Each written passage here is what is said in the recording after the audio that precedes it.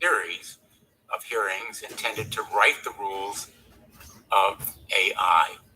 Our goal is to demystify and hold accountable those new technologies to avoid some of the mistakes of the past. And now, for some introductory remarks. Too often, we have seen what happens when technology outpaces regulation. The unbridled exploitation of personal data, the proliferation of disinformation, and the deepening of societal inequalities. We have seen how algorithmic biases can perpetuate discrimination and prejudice, and how the lack of transparency can undermine public trust. This is not the future we want. If you were listening from home, you might have thought that voice was mine and the words from me. But in fact, that voice was not mine. The words were not mine. And the audio was an AI voice cloning software trained on my floor speeches. The remarks were written by ChatGPT when it was asked how I would open this hearing. And you heard just now the result. I asked ChatGPT, why did you pick those themes and that content? And it answered, and I'm quoting, Blumenthal has a strong record in advocating for consumer protection and civil rights. He has been vocal about issues such as data privacy and the potential for discrimination in algorithmic decision making. Therefore, the statement emphasizes these aspects. Mr. Altman, I appreciate ChatGPT's endorsement. In all seriousness, this apparent reasoning is pretty impressive. I am sure that we'll look back in a decade and view ChatGPT and GPT-4 like we do the first cell phone, those big clunky things that we used to carry around. But we recognize that we are on the verge, really, of a new era. The audio and my playing it may strike you as curious or humorous, but what reverberated in my mind was, what if I had asked it, and what if it had provided an endorsement of Ukraine surrendering or Vladimir Putin's leadership?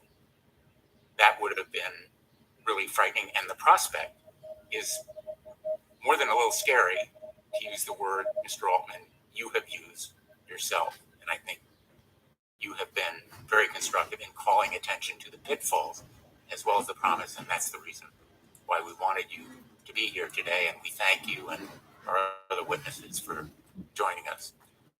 For several months now, the public has been fascinated with GPT, DALL-E, and other AI tools. These examples, like the homework done by ChatGPT or the articles and op-eds that it can write, feel like novelties.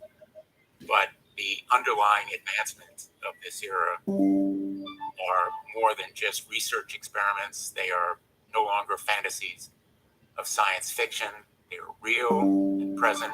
The promises of curing cancer or developing new understandings of physics and biology or modeling climate and weather, all very encouraging and hopeful, but we also know the potential harms.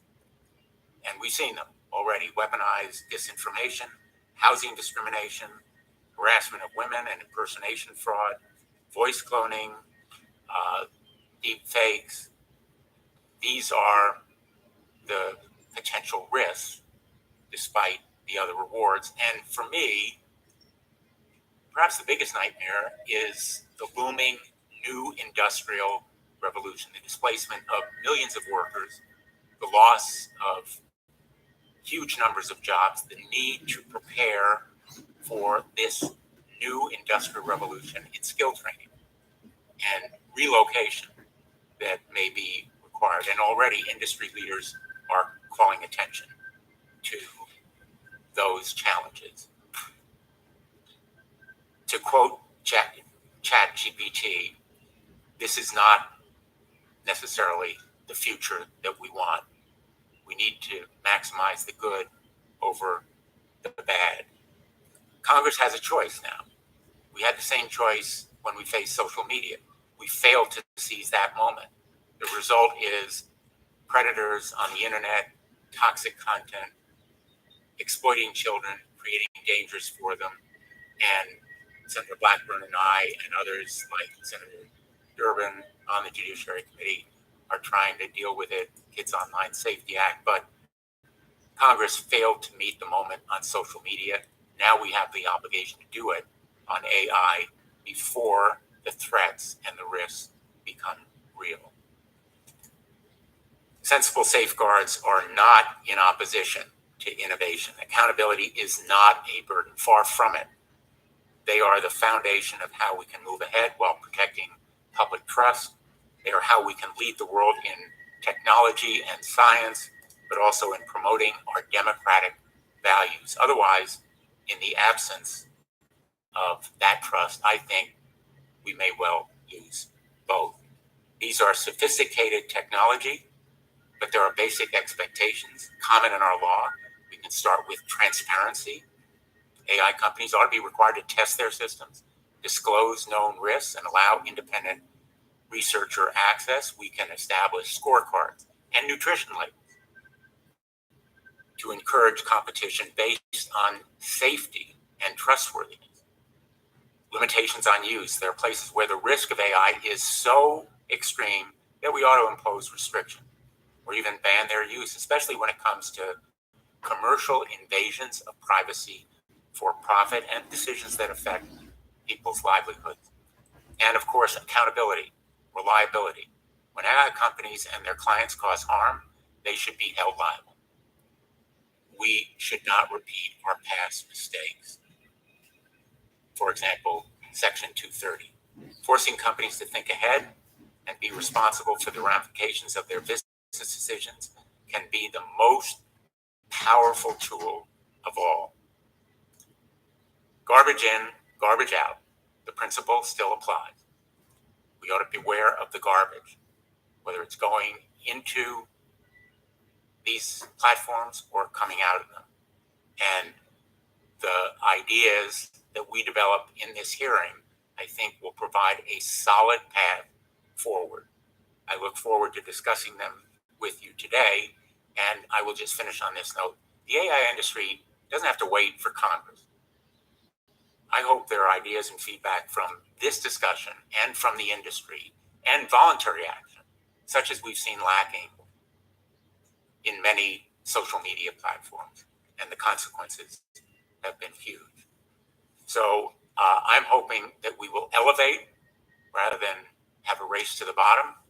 And I think these hearings will be an important part of this conversation. This one is only the first. The ranking member and I have agreed there should be more, and we're going to invite other industry leaders. Some have committed to come, experts, academics, and the public, we hope, will participate.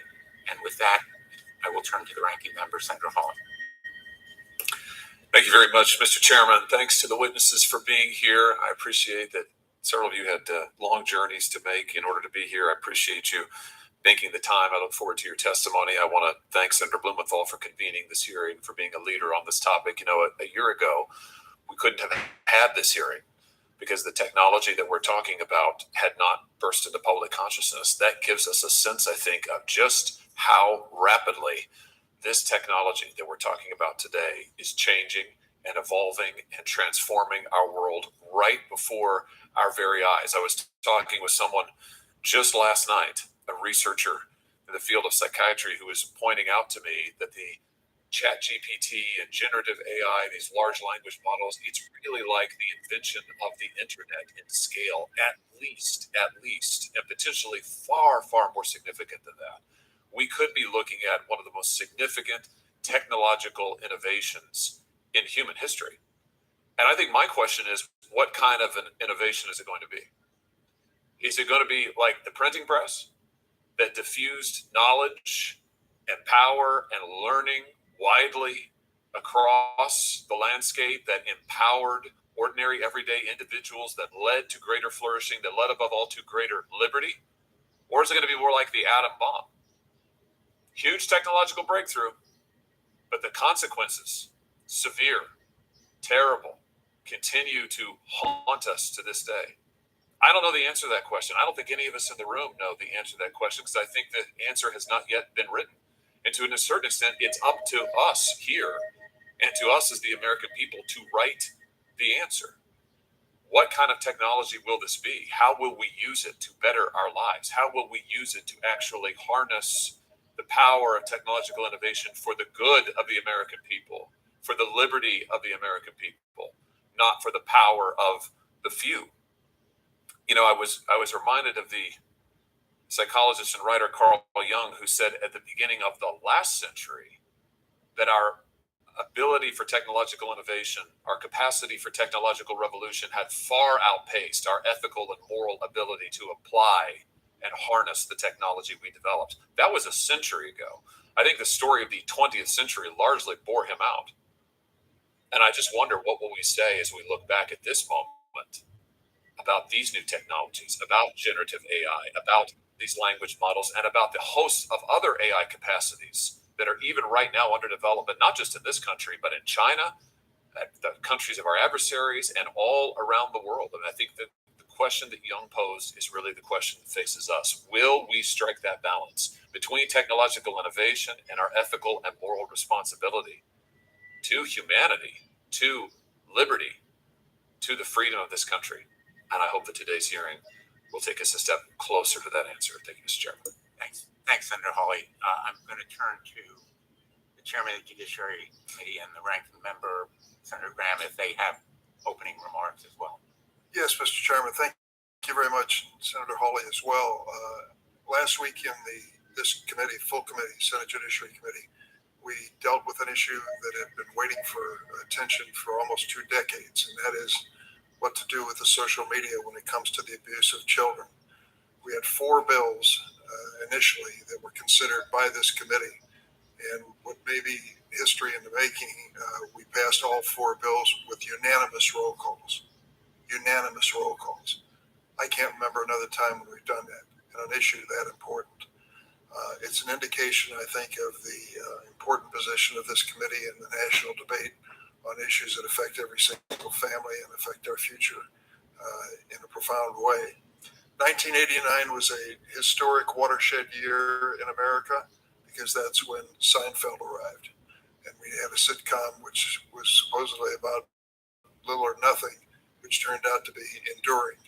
I like to watch it, obviously, and I'm always marvel when they show the phones that he used in 1989. And I think about those in comparison to what we carry around in our pockets today. It's a dramatic change. And I guess the question as I look at that is, does this change in phone technology that we witnessed through the sitcom really exemplify a profound change in America, still unanswered?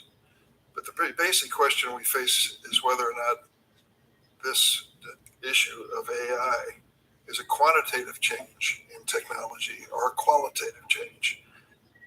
The suggestions that I've heard from experts in the field suggest it's qualitative. Is it AI fundamentally different? Is it a game changer?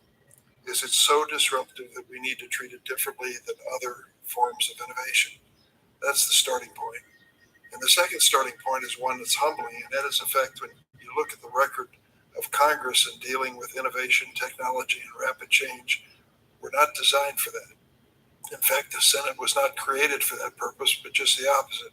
Slow things down, take a harder look at it, don't react to public sentiment, make sure you're doing the right thing.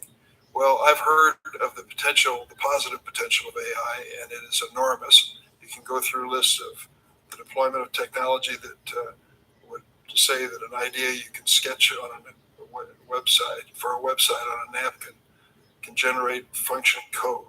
Pharmaceutical companies could use the technology to identify new candidates to treat disease. The list goes on and on.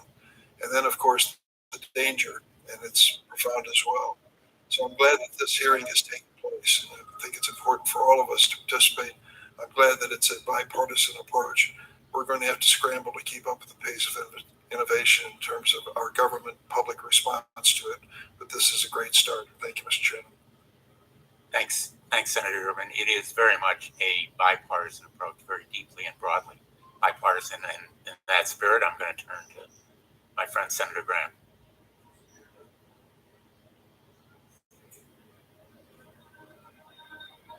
Thank you. That is not written by AI for sure. Let me introduce now the witnesses. We're very grateful to you for being here. Sam Altman is the co-founder and CEO of OpenAI, the AI research and deployment company behind ChatGPT and DALL-E.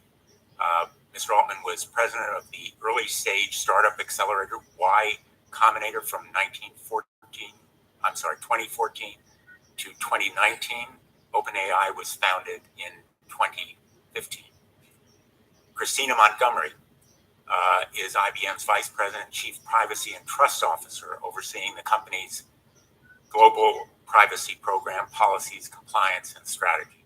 She also chairs IBM's AI Ethics Board, a multidisciplinary team responsible for the governance of AI and emerging technologies.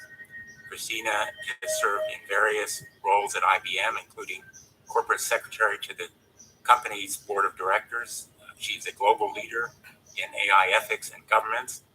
And Ms. Montgomery also is a member of the United States Chamber of Commerce AI Commission and the United States National AI Advisory Committee, which was established in 2022 to advise the President and the National AI Initiative Office on a range of topics related to AI. Harry Marcus is a leading voice in artificial intelligence. He's a scientist, best-selling author, and entrepreneur, founder of the Robust AI and Geometric AI, acquired by Uber, if I'm not mistaken. An emeritus professor of psychology and neuroscience at NYU, Mr. Marcus is well known for his challenges to contemporary AI, anticipating many of the current limitations decades in advance, and for his research in human language development and cognitive neuroscience. Thank you for being here. And as you may know, our custom on the Judiciary Committee is to swear in our witnesses before they testify. So if you would all please rise and raise your right hand. Do you solemnly swear that the testimony that you are going to give is the truth, the whole truth, and nothing but the truth? So help me God. Thank you. Mr. Altman, we're going to begin with you, if that's okay. Thank you. Thank you, Chairman Blumenthal, Ranking Member Hawley, members of the Judiciary Committee. Thank you for the opportunity to speak to you today about large neural networks. It's really an honor to be here, even more so in the moment than I expected. My name is Sam Altman. I'm the Chief Executive Officer of OpenAI.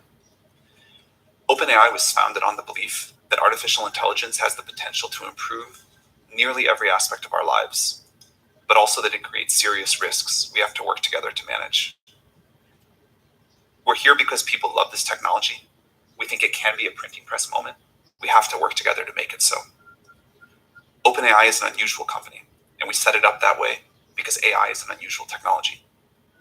We are governed by a nonprofit, and our activities are driven by our mission and our charter, which commit us to working to ensure that the broad distribution of the benefits of AI and to maximizing the safety of AI systems. We are working to build tools that one day can help us make new discoveries and address some of humanity's biggest challenges, like climate change and curing cancer. Our current systems aren't yet capable of doing these things, but it has been immensely gratifying to watch many people around the world get so much value from what these systems can already do today.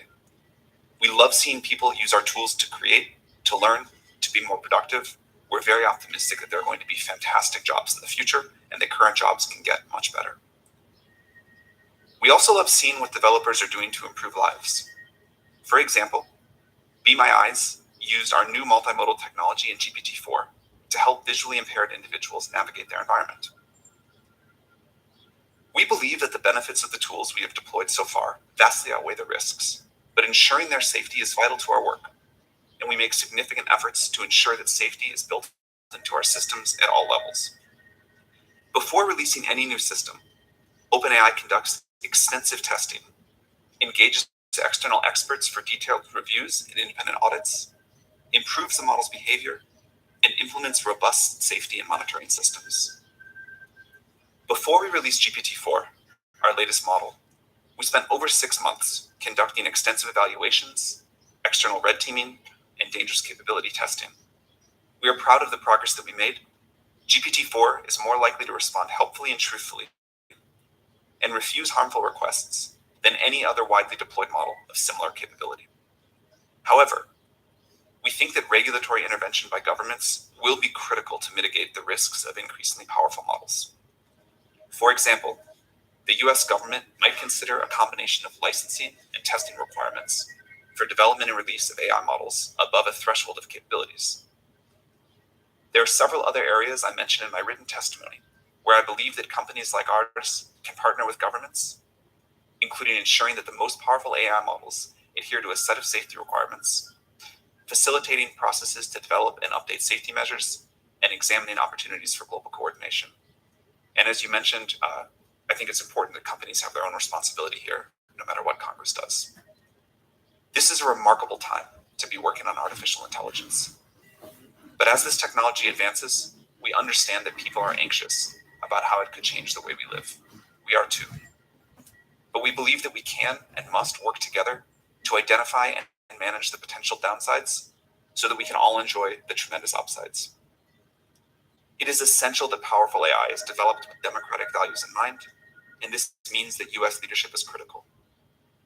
I believe that we will be able to mitigate the risks in front of us and really capitalize on this technology's potential to grow the US economy and the world's. And I look forward to working with you all to meet this moment. And I look forward to answering your questions. Thank you. Thank you, Mr. Altman. Ms. Montgomery. Business has been going great.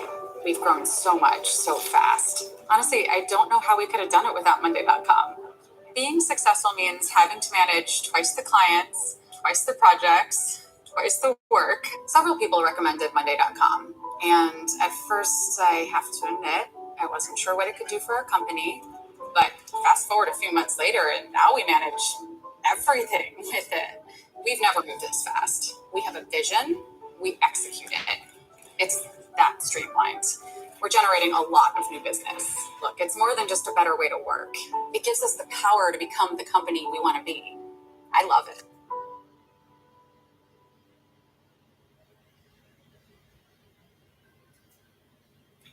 Chairman Blumenthal, Ranking Member Hawley, and members of the subcommittee, thank you for today's opportunity to present.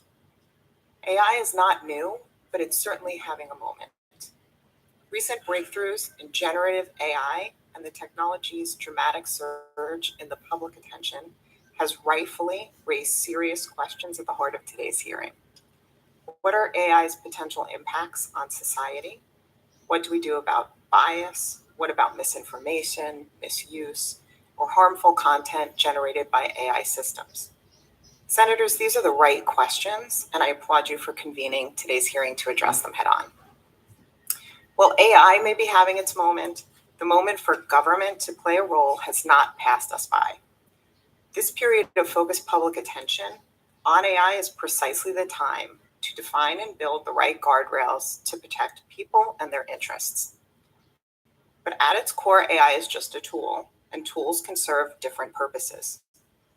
To that end, IBM urges Congress to adopt a precision regulation approach to AI. This means establishing rules to govern the deployment of AI in specific use cases, not regulating the technology itself. Such an approach would involve 4 things. First, different rules for different risks. The strongest regulation should be applied to use cases with the greatest risks to people and society. Second, clearly defining risks. There must be clear guidance on AI uses or categories of AI-supported activity that are inherently high risk. This common definition is key to enabling a clear understanding of what regulatory requirements will apply in different use cases and contexts. Third, be transparent. So AI shouldn't be hidden. Consumers should know when they're interacting with an AI system and that they have recourse to engage with a real person should they so desire. No person anywhere should be tricked into interacting with an AI system. And finally, showing the impact. For higher risk use cases, companies should be required to conduct impact assessments that show how their systems perform against tests for bias and other ways that they could potentially impact the public, and to attest that they've done so. By following risk-based use case specific approach at the core of precision regulation, Congress can mitigate the potential risks of AI without hindering innovation. But businesses also play a critical role in ensuring the responsible deployment of AI. Companies active in developing or using AI must have strong internal governance, including, among other things, designating a lead AI ethics official responsible for an organization's trustworthy AI strategy, standing up an ethics board or a similar function as a centralized clearinghouse for resources to help guide implementation of that strategy. IBM has taken both of these steps, and we continue calling on our industry peers to follow suit. Our AI ethics board plays a critical role in overseeing internal AI governance processes, creating reasonable guardrails to ensure we introduce technology into the world in a responsible and safe manner. It provides centralized governance and accountability while still being flexible enough to support decentralized initiatives across IBM's global operations. We do this because we recognize that society grants our license to operate. And with AI, the stakes are simply too high. We must build, not undermine the public trust. The era of AI cannot be another era of move fast and break things. But we don't have to slam the brakes on innovation either. These systems are within our control today, as are the solutions. What we need at this pivotal moment is clear, reasonable policy and sound guardrails. These guardrails should be matched with meaningful steps by the business community to do their part. Congress and the business community must work together to get this right.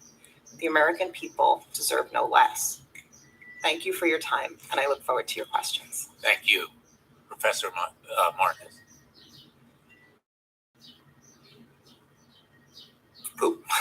Thank you, Senators. Today's meeting is historic. I'm profoundly grateful to be here. I come as a scientist, someone who's founded AI companies, and as someone who genuinely loves AI, but who is increasingly worried. There are benefits, but we don't yet know whether they will outweigh the risks. Fundamentally, these new systems are going to be destabilizing. They can and will create persuasive lies at a scale humanity has never seen before. Outsiders will use them to affect our elections, insiders to manipulate our markets and our political systems. Democracy itself is threatened. Chatbots will also clandestinely shape our opinions, potentially exceeding what social media can do. Choices about data sets that AI companies use will have enormous unseen influence. Those who choose the data will make the rules, shaping society in subtle but powerful ways. There are other risks too, many stemming from the inherent unreliability of current systems. A law professor, for example, was accused by a chatbot of sexual harassment, untrue, and it pointed to a Washington Post article that didn't even exist. The more that happens, the more that anybody can deny anything. As one prominent lawyer told me on Friday, defendants are starting to claim that plaintiffs are making up legitimate evidence. These sorts of allegations undermine the abilities of juries to decide what or who to believe and contribute to the undermining of democracy. Poor medical advice could have serious consequences too. An open source large language model recently seems to have played a role in a person's decision to take their own life. The large language model asked the human, if you wanted to die, why didn't you do it earlier? And then followed up with, were you thinking of me when you overdosed? Without ever referring the patient to the human help that was obviously needed.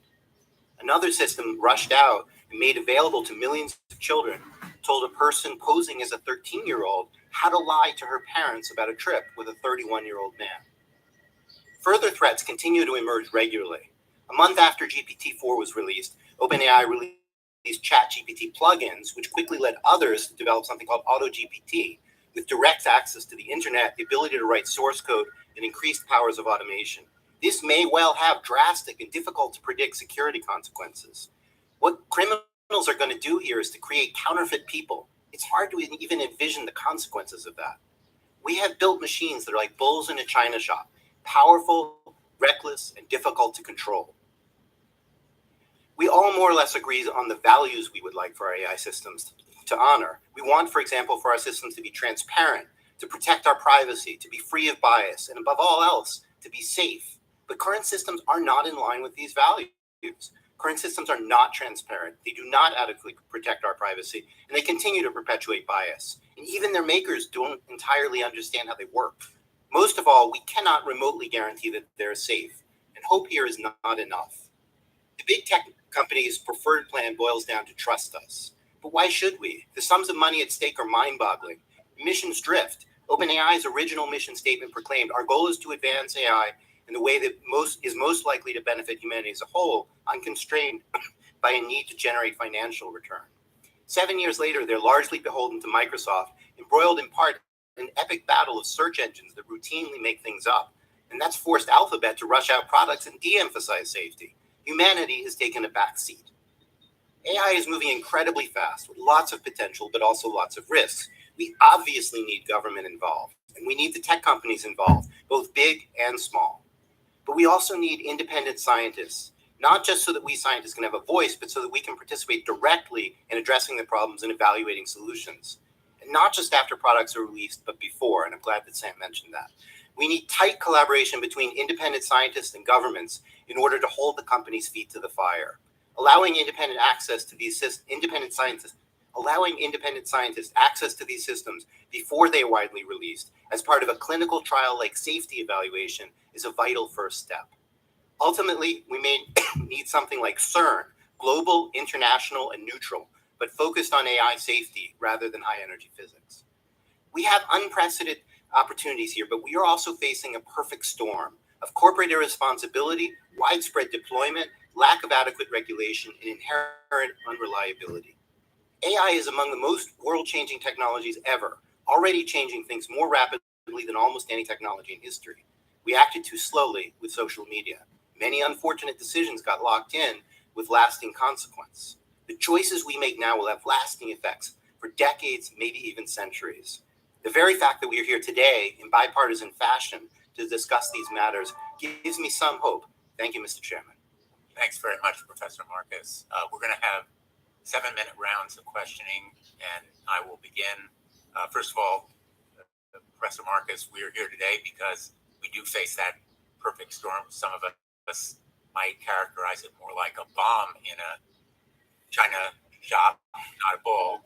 And as Senator Hawley indicated, there are precedents here, not only the atomic warfare era, but also the genome project, the research on genetics, where there was international cooperation as a result. And we want to avoid those past mistakes, as I indicated in my opening statement, that were committed on social media. That is precisely the reason we are here today. ChatGPT makes mistakes. All AI does. And it can be a convincing liar, what people call hallucinations. That might be an innocent problem in the opening of a judiciary subcommittee hearing where a voice is impersonated, mine in this instance, or quotes from research papers that don't exist, but ChatGPT and Bard are willing to answer questions about life or death matters, for example, drug interactions. And those kinds of mistakes can be deeply damaging. I'm interested in how we can have reliable information about the accuracy and trustworthiness of these models and how we can create competition and consumer disclosures that reward greater accuracy. The National Institute of Standards and Technology actually already has an AI accuracy test, the face recognition vendor test. It doesn't solve for all the issues with facial recognition, but the scorecard does provide useful information about the capabilities and flaws of these systems. So there's work on models to assure accuracy and integrity. My question, let me begin with you, Mr. Altman, is should we consider independent testing labs to provide scorecards and nutrition labels or the equivalent of nutrition labels, packaging that indicates to people whether or not the content can be trusted, what the ingredients are, and what the garbage going in may be, because it could result in garbage going out. Gather around the table at your next summer gathering and dig into a vibrant bowl of Texas caviar. And for dessert, serve up this frozen lime ice cream pie. Get the recipes for both at stopandshop.com. Yeah, I think that's a great idea. I think that companies should put their own sort of, here are the results of our test of our model before we release it. Here's where it has weaknesses. Here's where it has strengths. But also independent audits for that are very important. These models are getting more accurate over time. This is as we have, I think, said as loudly as anyone, this technology is in its early stages. It definitely still makes mistakes. We find that users are pretty sophisticated and understand where the mistakes are that they need, or likely to be, that they need to be responsible for verifying what the models say, that they go off and check it. I worry that as the models get better and better, the users can have sort of less and less of their own discriminating thought process around it. But I think users are more capable than we often give them credit for in conversations like this. I think a lot of disclosures, which if you've used ChatGPT, you'll see about the inaccuracies of the model, are also important. And I'm excited for a world where companies publish with the models information about how they behave, where the inaccuracies are, and independent agencies or companies provide that as well. I think it's a great idea. I alluded in my opening remarks to the jobs issue, the economic effects on employment. I think you have said, in fact, and I'm going to quote, development of superhuman machine intelligence is probably the greatest threat to the continued existence of humanity, end quote. You may have had in mind the effect on jobs, which is really my biggest nightmare in the long term. Let me ask you what your biggest nightmare is and whether you share that concern. Like with all technological revolutions, I expect there to be significant impact on jobs, but exactly what that impact looks like is very difficult to predict. If we went back to the other side of a previous technological revolution, talking about the jobs that exist on the other side, you can go back and read books of this. It's what people said at the time. It's difficult. I believe that there will be far greater jobs on the other side of this, and that the jobs of today will get better. I think it's important. First of all, I think it's important to understand and think about GPT-4 as a tool, not a creature, which is easy to get confused. And it's a tool that people have a great deal of control over and how they use it. And second, GPT-4 and other systems like it, are good at doing tasks, not jobs. And so you see already people that are using GPT-4 to do their job much more efficiently by helping them with tasks. Now, GPT-4 will, I think, entirely automate away some jobs, and it will create new ones that we believe will be much better. This happens, again, my understanding of the history of technology is one long technological revolution, not a bunch of different ones put together, but this has been continually happening. As our quality of life raises and as machines and tools that we create can help us live better lives, the bar raises for what we do, and our human ability and what we spend our time going after goes after more ambitious, more satisfying projects. So there will be an impact on jobs. We try to be very clear about that, and I think it will require partnership between the industry and government, but mostly action by government to figure out how we want to mitigate that. But I'm very optimistic about how great the jobs of the future will be. Thank you. Let me ask Ms. Montgomery and Professor Marcus for your reactions to those questions as well. Ms. Montgomery. On the jobs point, yeah, it's a hugely important question.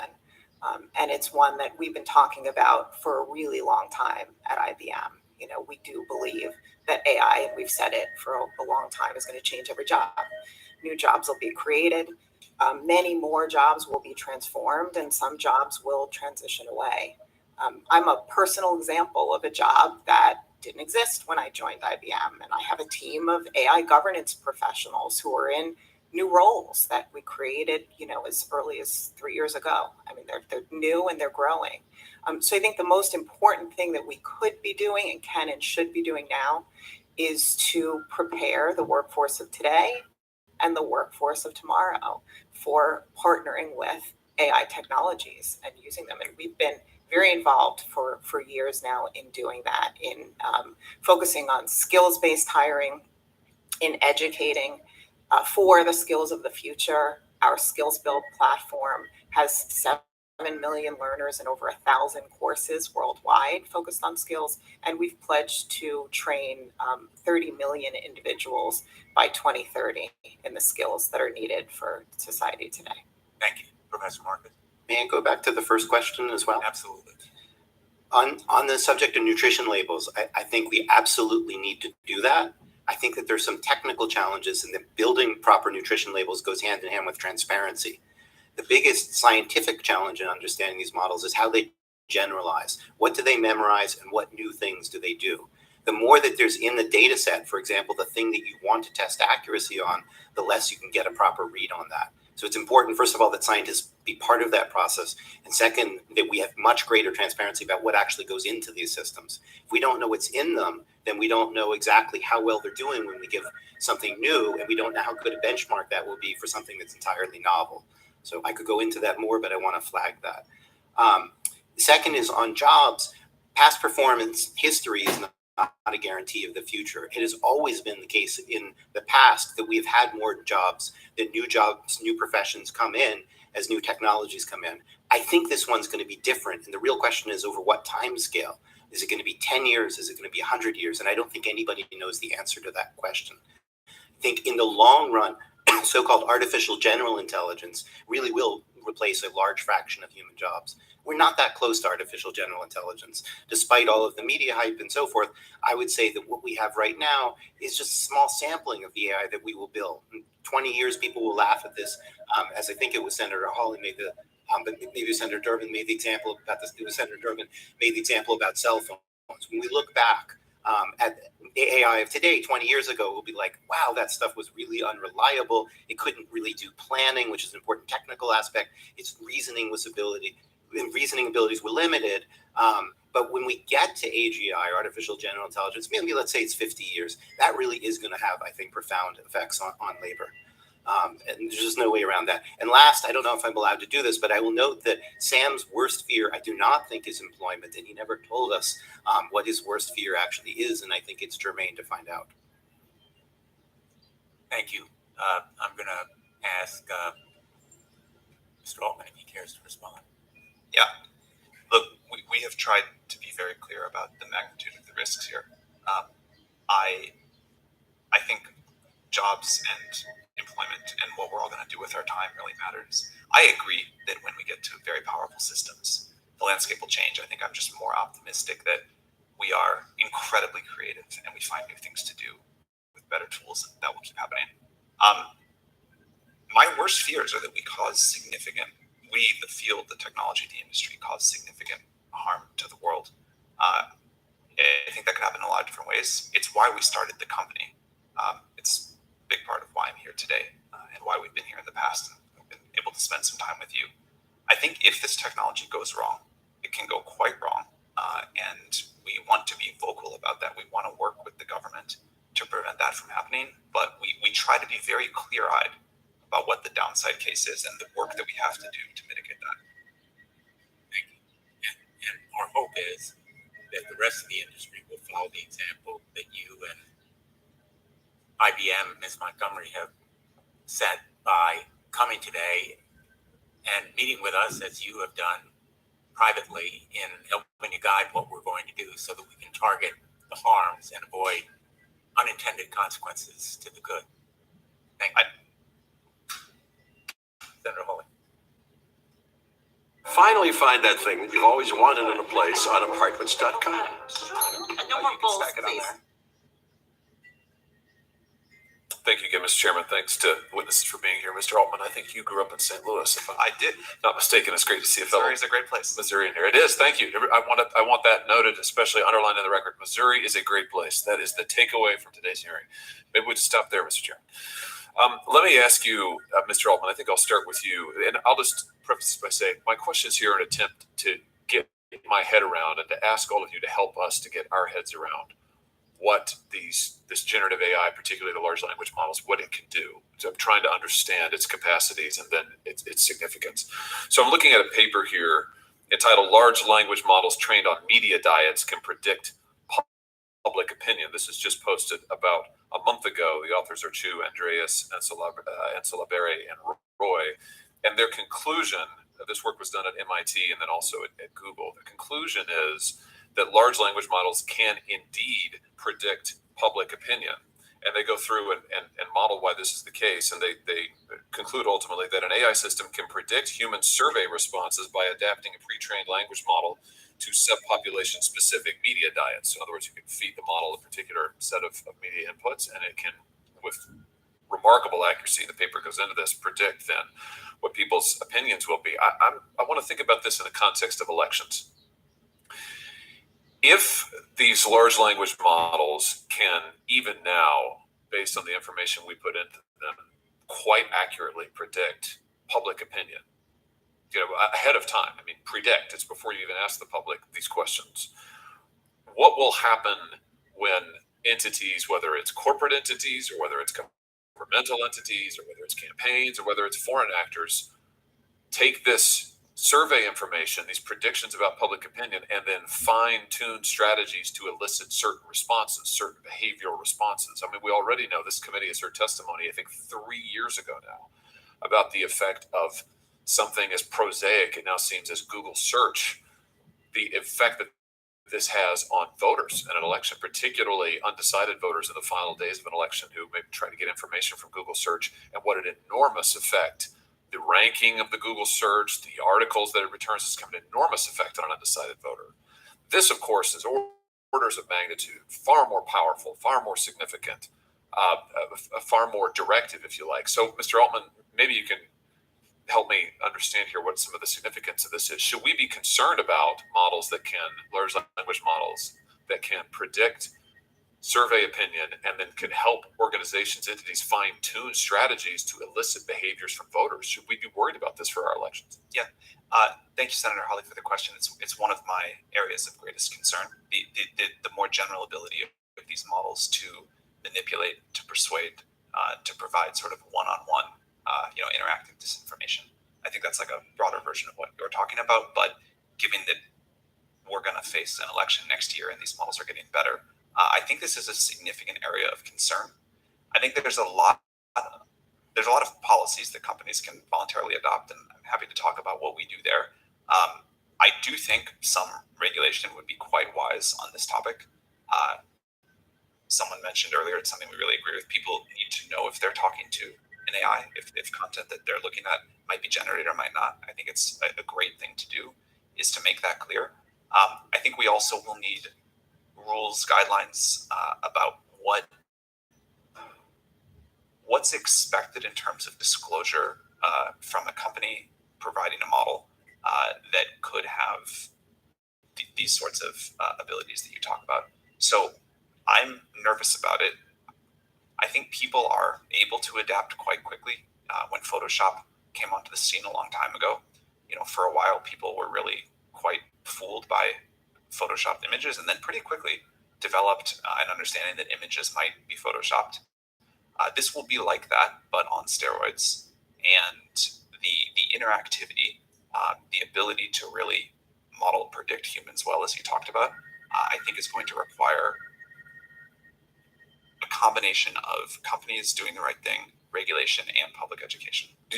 Professor Marcus, do you want to address this? Yeah, I'd like to add two things. One is in the appendix to my remarks. I have two papers to make you even more concerned.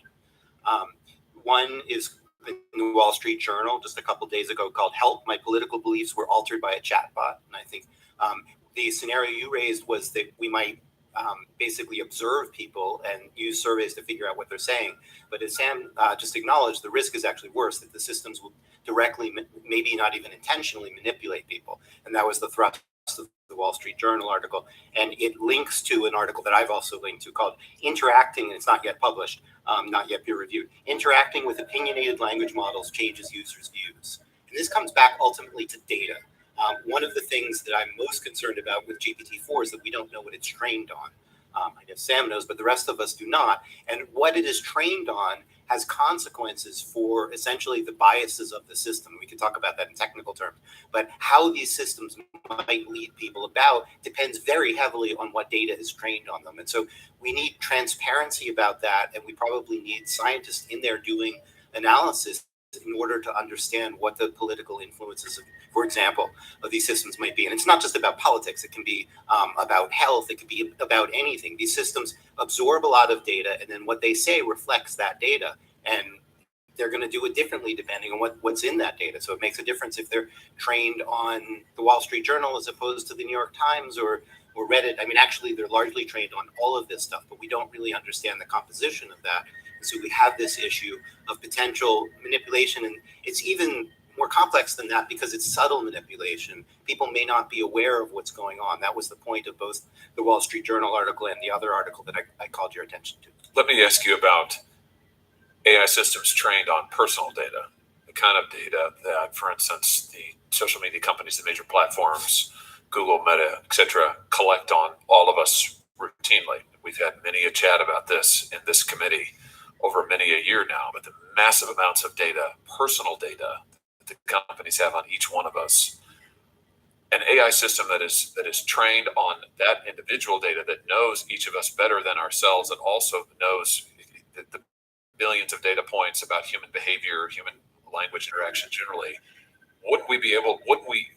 Can't we foresee an AI system that is extraordinarily good at determining what will grab human attention and what will keep an individual's attention?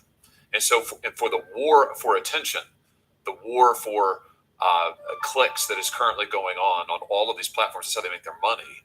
I'm just imagining an AI system, these AI models supercharging that war for attention, such that we now have technology that will allow individual targeting of a kind we have never even imagined before, where the AI will know exactly what Sam Altman finds attention grabbing, will know exactly what Josh Hawley finds attention grabbing, will be able to grab our attention and then elicit responses from us in a way that we have heretofore not even been able to imagine. Should we be concerned about that for its corporate applications, for the monetary applications, for the manipulation that could come from that, Mr. Altman? Yes, we should be concerned about that. To be clear, OpenAI does not. We're not off. We don't have an ad-based business model, so we're not trying to build up these profiles of our users. We're not trying to get them to use it more. Actually, we'd love it if they use it less because we don't have enough GPUs. But I think other companies are already, and certainly will in the future, use AI models to create, very good ad predictions of what a user will like. I think that's already happening in many ways. Ms. Marcus, anything you want to add? Yes, and perhaps Ms. Montgomery will want to as well. I don't know. But hyper targeting of advertising is definitely going to come. I agree that that's not been OpenAI's business model. Of course, now they're working for Microsoft, and I don't know what's in Microsoft's thoughts, but we will definitely see it. Maybe it will be with open source language models. I don't know, but the technology there is, let's say, partway there to being able to do that, and we'll certainly get there. So we're an enterprise technology company, not consumer focused. So the space isn't one that we necessarily operate in terms of, but these issues are hugely important issues.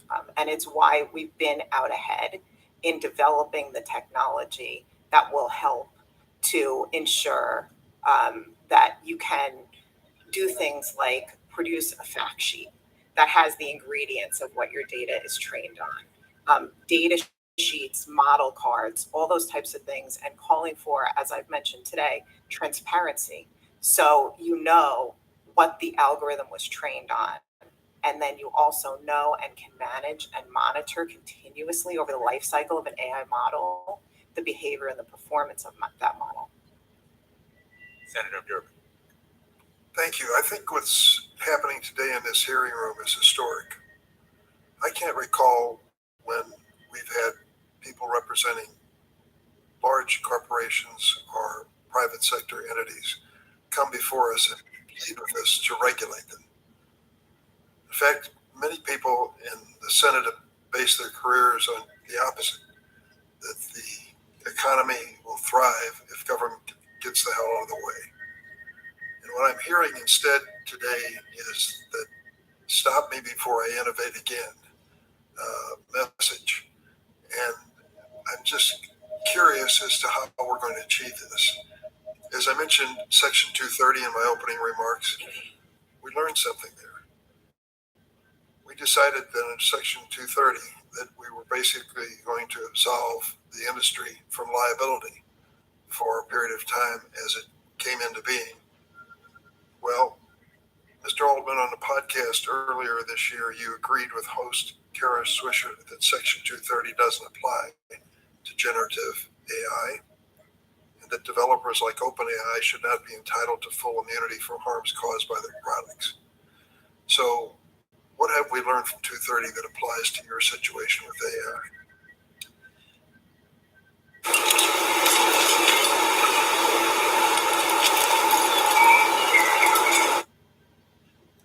Thank you for the question, Senator. I don't know yet exactly what the right answer here is. I'd love to collaborate with you to figure it out. I do think for a very new technology, we need a new framework. Certainly companies like ours bear a lot of responsibility for the tools that we put out in the world, but tool users do as well.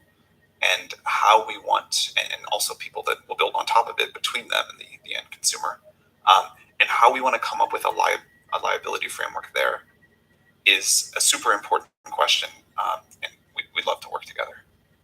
The point I want to make is this. When it came to online platforms, the inclination of the government was get out of the way. This is a new industry. Don't overregulate it. In fact, give them some breathing space and see what happens. I'm not sure I'm happy with the outcome as I look at online platforms and the harms that they have created. Problems that we've seen demonstrated in this committee: child exploitation, cyberbullying, online drug sales, and more. I don't want to repeat that mistake again. And what I hear is the opposite suggestion from the private sector. And that is come in the front end of this thing and establish some liability standards, precision regulation. For a major company like IBM to come before this committee and say to the government, please regulate us. Can you explain the difference in thinking from the past and now? Yeah, absolutely. So for us, this comes back to the issue of trust in the technology. Trust is our license to operate, as I mentioned in my remarks.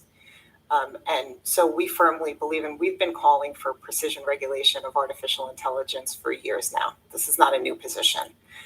We think that technology needs to be deployed in a responsible and clear way, that we've taken principles around that, trust and transparency, we call them, are principles that were articulated years ago, and build them into practices. That's why we're here advocating for precision regulatory approach. So we think that AI should be regulated at the point of risk, essentially, and that's the point at which technology meets society. Let's take a look at what that might appear to be. Members of Congress are pretty smart, a lot of people, maybe not as smart as we think we are many times. And government certainly has a capacity to do amazing things. But when you talk about our ability to respond to the current challenge and perceived challenge of the future, challenges which you all have described in terms which are hard to forget. As you said, Mr. Altman, things can go quite wrong. As you said, Mr. Marcus, democracy is threatened. I mean, the magnitude of the challenge you're giving us is substantial. I'm not sure that we respond quickly and with enough expertise to deal with it. Professor Marcus, you made a reference to CERN, the International Arbiter of Nuclear Research, I suppose. I don't know if that's a fair characterization, but it's a characterization I'll start with. What is it? What agency of this government do you think exists that could respond to the challenge that you've laid down today? We have many agencies that can respond in some ways. For example, the FTC. FCC. And there are many agencies that can, but my view is that we probably need a cabinet level organization within the United States in order to address this. And my reasoning for that is that the number of risks is large. The amount of information to keep up on is so much. I think we need a lot of technical expertise. I think we need a lot of coordination of these efforts. So there is one model here where we stick to only existing law and try to shape all of what we need to do, and each agency does their own thing. But I think that AI is going to be such a large part of our future and is so complicated and moving so fast. This does not fully solve your problem about a dynamic world, but it's a step in that direction to have an agency that's full-time job is to do this. I personally have suggested, in fact, that we should want to do this in a global way. I wrote an article in The Economist. I have a link in here, an invited essay for The Economist, suggesting we might want an international agency for AI. That's what I wanted to go to next, and that is the fact that I'll get aside from the CERN and nuclear examples, because government was involved in that from day one, at least in the United States. But now we're dealing with innovation, which doesn't necessarily have a boundary. We may create a great U.S. agency, and I hope that we do, that may have jurisdiction over U.S. corporations and U.S. activity, but doesn't have a thing to do with what's going to bombard us from outside the United States. How do you give this international authority the authority to regulate in a fair way for all entities involved in AI? I think that's probably over my pay grade. I would like to see it happen, and I think it may be inevitable that we push there. I mean, I think the politics behind it are obviously complicated. I'm really heartened by the degree to which this room is bipartisan and supporting the same things, and that makes me feel like it might be possible. I would like to see the United States take leadership in such organization. It has to involve the whole world and not just the US to work properly. I think even from the perspective of the companies, it would be a good thing. So the companies themselves do not want a situation where you take these models, which are expensive to train, and you have to have 190 some of them, one for every country. That wouldn't be a good way of operating. When you think about the energy costs alone, just for training these systems, it would not be a good model if every country has its own policies, and for each jurisdiction, every company has to train another model, and maybe different states are different. So Missouri and California have different rules, and so then that requires even more training of these expensive models with huge climate impact. And I mean, it would be very difficult for the companies to operate if there was no global coordination. So I think that we might get the companies on board if there's bipartisan support here, and I think there's support around the world, that is entirely possible that we could develop such a thing. But obviously there are many nuances here of diplomacy that are over my pay grade. I would love to learn from you all to try to help make that happen. Mr. Altman, Can I weigh in just briefly? briefly, please. I want to echo support for what Mr.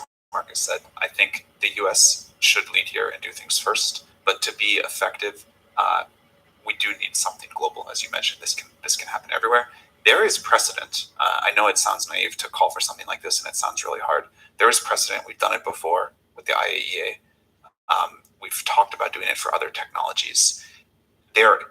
Given what it takes to make these models, the chip supply chain, the sort of limited number of competitive GPUs, the power the US has over these companies, I think there are paths to the US setting some international standards that other countries would need to collaborate with and be part of, that are actually workable, even though it sounds on its face like a impractical idea. And I think it would be great for the world. Thank you, Mr. Chairman. Thanks, Senator Durbin. And in fact, I think we're going to hear more about what Europe is doing. The European Parliament already is acting on an AI Act.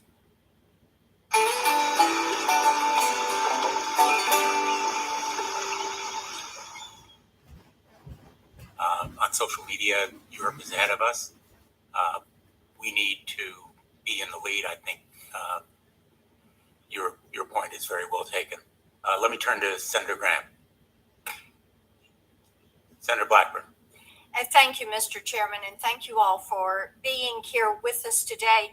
I put into my ChatGPT account, should Congress regulate AI ChatGPT, and it gave me 4 pros, 4 cons, and says ultimately the decision rests with Congress and deserves careful consideration. So on Seems that, reasonable. it was very balanced. I recently visited with the Nashville Technology Council. I represent Tennessee.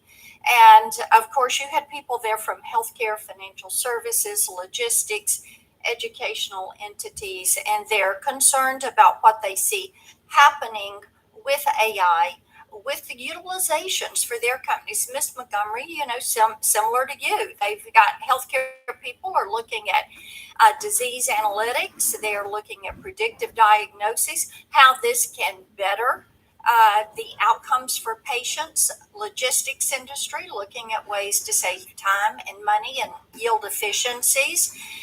You've got financial services that are saying, how does this work with quantum? How does it work with blockchain? How can we use this? But I think as we have talked with them, Mr. Chairman, one of the things that continues to come up is, yes, Professor Marcus, as you were saying, the EU, different entities are ahead of us in this, but we have never established a federally given preemption for online privacy, for data security, and put some of those foundational elements in place, which is something that we need to do as we look at this. And it will require that Commerce Committee, Judiciary Committee decide how we move forward so that people own their virtual you. And Mr. Altman, I was glad to see last week that your OpenAI models are not going to be trained using consumer data.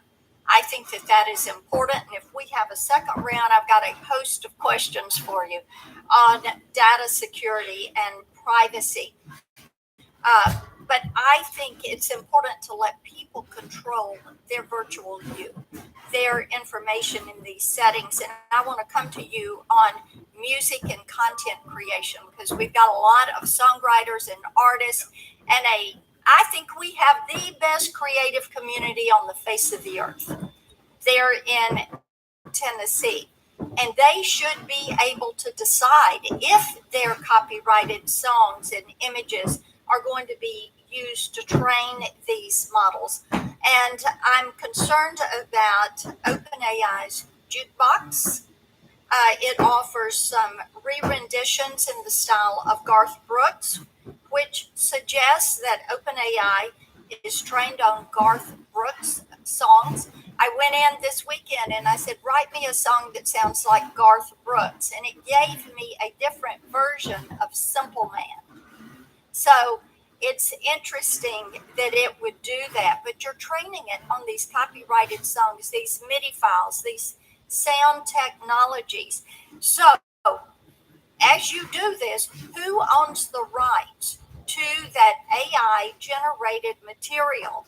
And using your technology, could I remake a song, insert content from my favorite artist, and then own the creative rights to that song? Thank you, Senator. This is an area of great interest to us. I would say, first of all, we think that creators deserve control over how their creations are used and what happens sort of beyond the point of them releasing it into the world.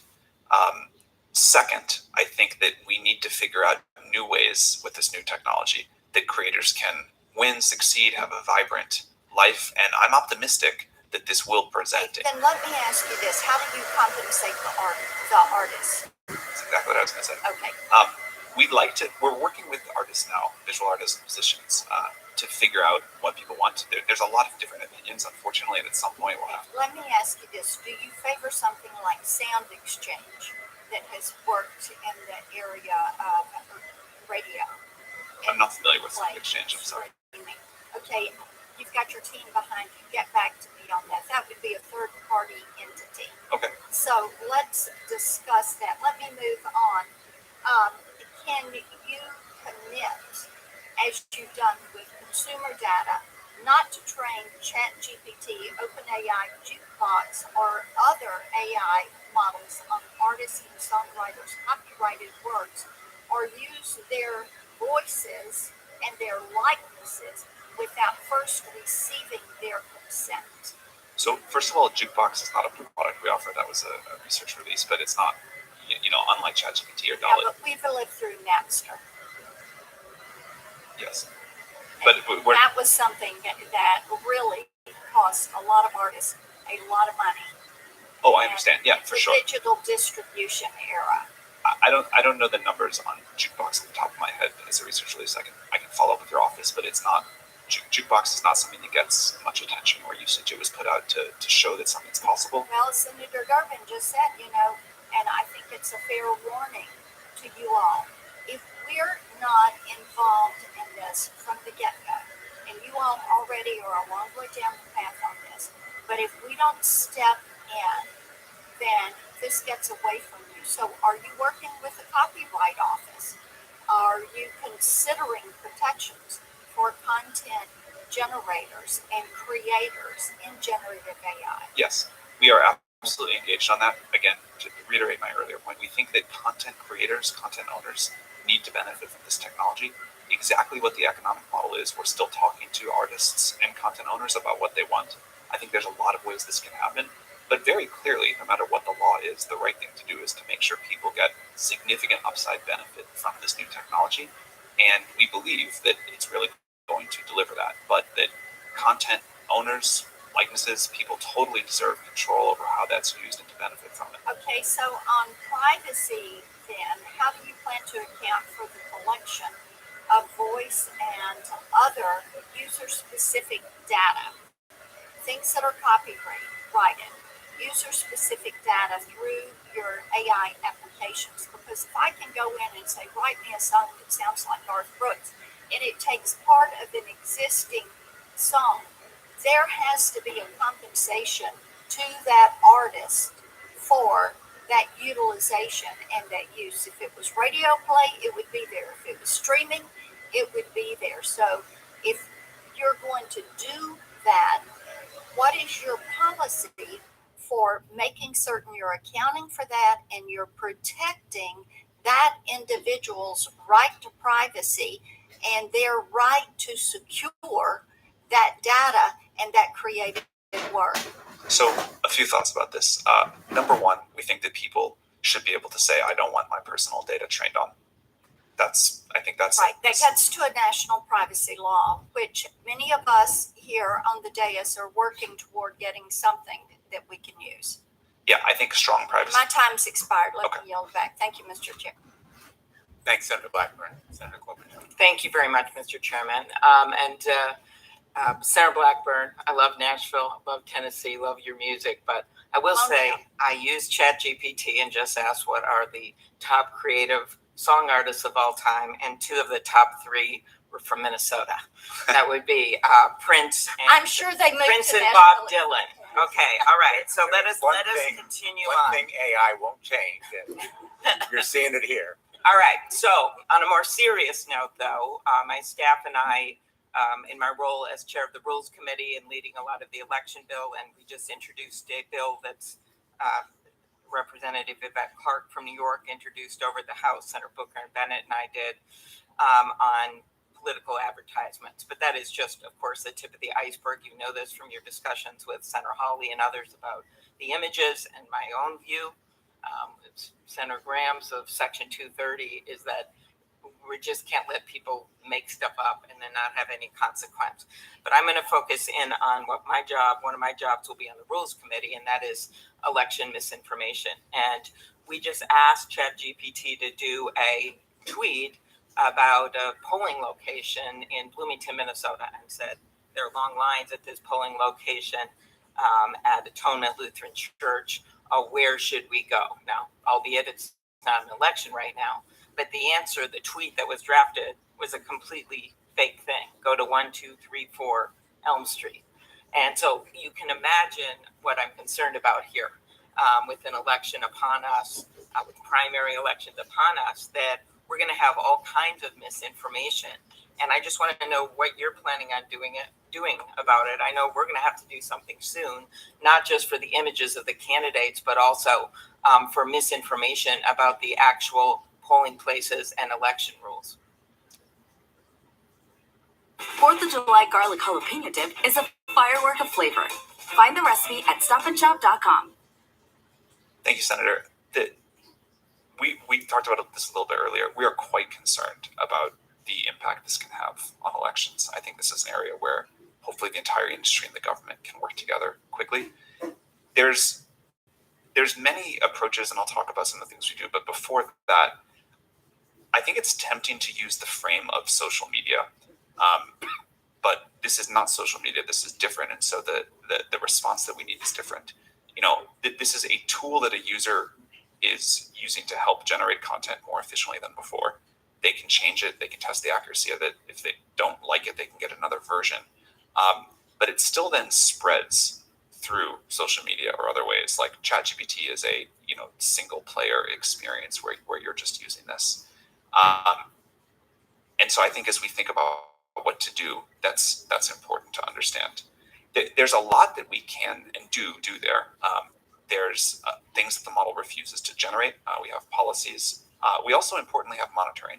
So at scale, we can detect someone generating a lot of those tweets, even if generating one tweet is okay. Yeah, and of course there's going to be other platforms, and if they're all spouting out fake election information, I think what happened in the past with Russian interference and the like, it's just going to be a tip of the iceberg with some of those fake ads. So that's number one.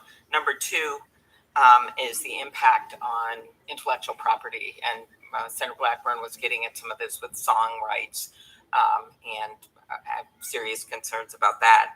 But news content. So Senator Kennedy and I have a bill that was really quite straightforward that would simply allowed the news organizations an exemption to be able to negotiate with basically Google and Facebook. Microsoft was supportive of the bill, but basically negotiate with them to get better rates and be able to not have some leverage. And other countries are doing this, Australia and the like. And so my question is, when we already have a study by Northwestern predicting that 1/3 of the U.S. newspapers that roughly existed 2 decades are going to be gone by 2025, unless you start compensating for everything from movies, books, yes, but also news content, we're going to lose any realistic content producers. And so I'd like your response to that. And of course, there is an exemption for copyright in Section 230. But I think asking little newspapers to go out and sue all the time just can't be the answer. They're not going to be able to keep up. Yeah. It is my hope that tools like what we're creating can help news organizations do better. I think having a vibrant national media is critically important, and let's call it round one of the internet has not been great for that. Right. We're talking here about local, that, report on your high school football scores and a scandal in your city council, those kinds of things. For sure. They're the ones that are actually getting the worst, the little radio stations and broadcast. But do you understand that this could be exponentially worse in terms of local news content if they're not compensated? Well, because what they need is to be compensated for their content and not have it stolen. Yeah. Again, our model, the current version of GPT-4 ended training in 2021. It's not a good way to find recent news, and I don't think it's a service that can do a great job of linking out. Although maybe with our plugins, it's possible. If there are things that we can do to help local news, we would certainly like to. Again, I think it's critically important. Okay. May I add something there? Yeah, but let me just ask you a question. You can combine them quick. More transparency on the platforms. Senator Coons and Senator Cassidy and I have the Platform Accountability Transparency Act to give researchers access to this information of the algorithms and the like on social media data. Would that be helpful? And then why don't you just say yes or no, and then go at his. The transparency is absolutely critical here to understand the political ramifications, the bias ramifications, and so forth. We need transparency about the data. We need to know more about how the models work. We need to have scientists have access to them. I was just going to amplify your earlier point about local news. A lot of news is going to be generated by these systems. They're not reliable. NewsGuard already has a study. I'm sorry, it's not in my appendix, but I will get it to your office, showing that something like 50 websites are already generated by bots. We're going to see much, much more of that, and it's going to make it even more competitive for the local news organizations. And so the quality of the sort of overall news market is going to decline as we have more generated content by systems that aren't actually reliable in the content they're generated. Thank you. And thank you on a very timely basis to make the argument why we have to mark up this bill again in June. I appreciate it. Thank you. Senator Graham. Thank you, Mr. Chairman and Senator Hawley for having this. I'm trying to find out how it is different than social media and learn from the mistakes we made with social media. The idea of not suing social media companies is to allow the internet to flourish, because if I slander you, you can sue me. If you're a billboard company and you put up the slander, can you sue the billboard company? We said no. Basically, Section 230 is being used by social media companies to avoid liability for activity that other people generate. When they refuse to comply with their terms of use, a mother calls up the company and says, "This app is being used to bully my child to death. You promised in the terms of use you would prevent bullying." And she calls 3 times. She gets no response. The child kills herself, and they can't sue. Do you all agree we don't want to do that again?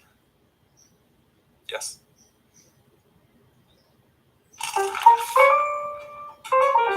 Should I be selling right now? I gotta get a bigger place. What's my house worth? What do you think? What's my house really worth? Do we need to renovate? How do I buy a house? What if I don't have time to see it in person? What is going on with this housing market? Don't worry. I can take the guesswork out of it.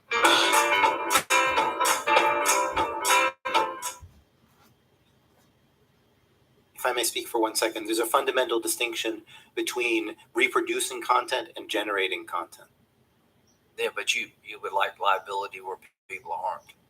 Absolutely.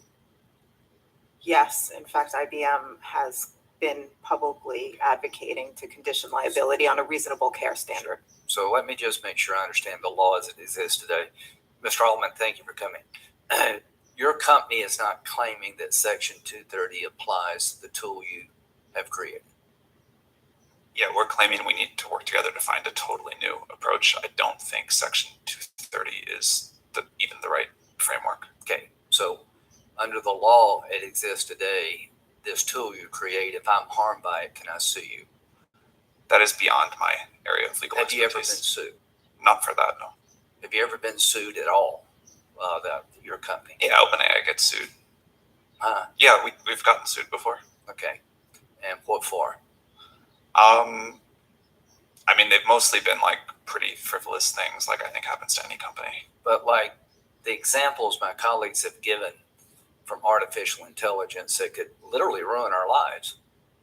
And can we go to the company that created that tool and sue them? Is that your understanding? Yeah, I think there needs to be clear responsibility by the companies. But you're not claiming any kind of legal protection like Section 230 applies to your industry. Is that correct? No, I don't think we're saying anything like Mr. that. Marcus, when it comes to consumers, there seems to be like 3 time-tested ways to protect consumers against any product. Statutory schemes, which are non-existent here. Legal systems, which may be here, but not social media, and agencies.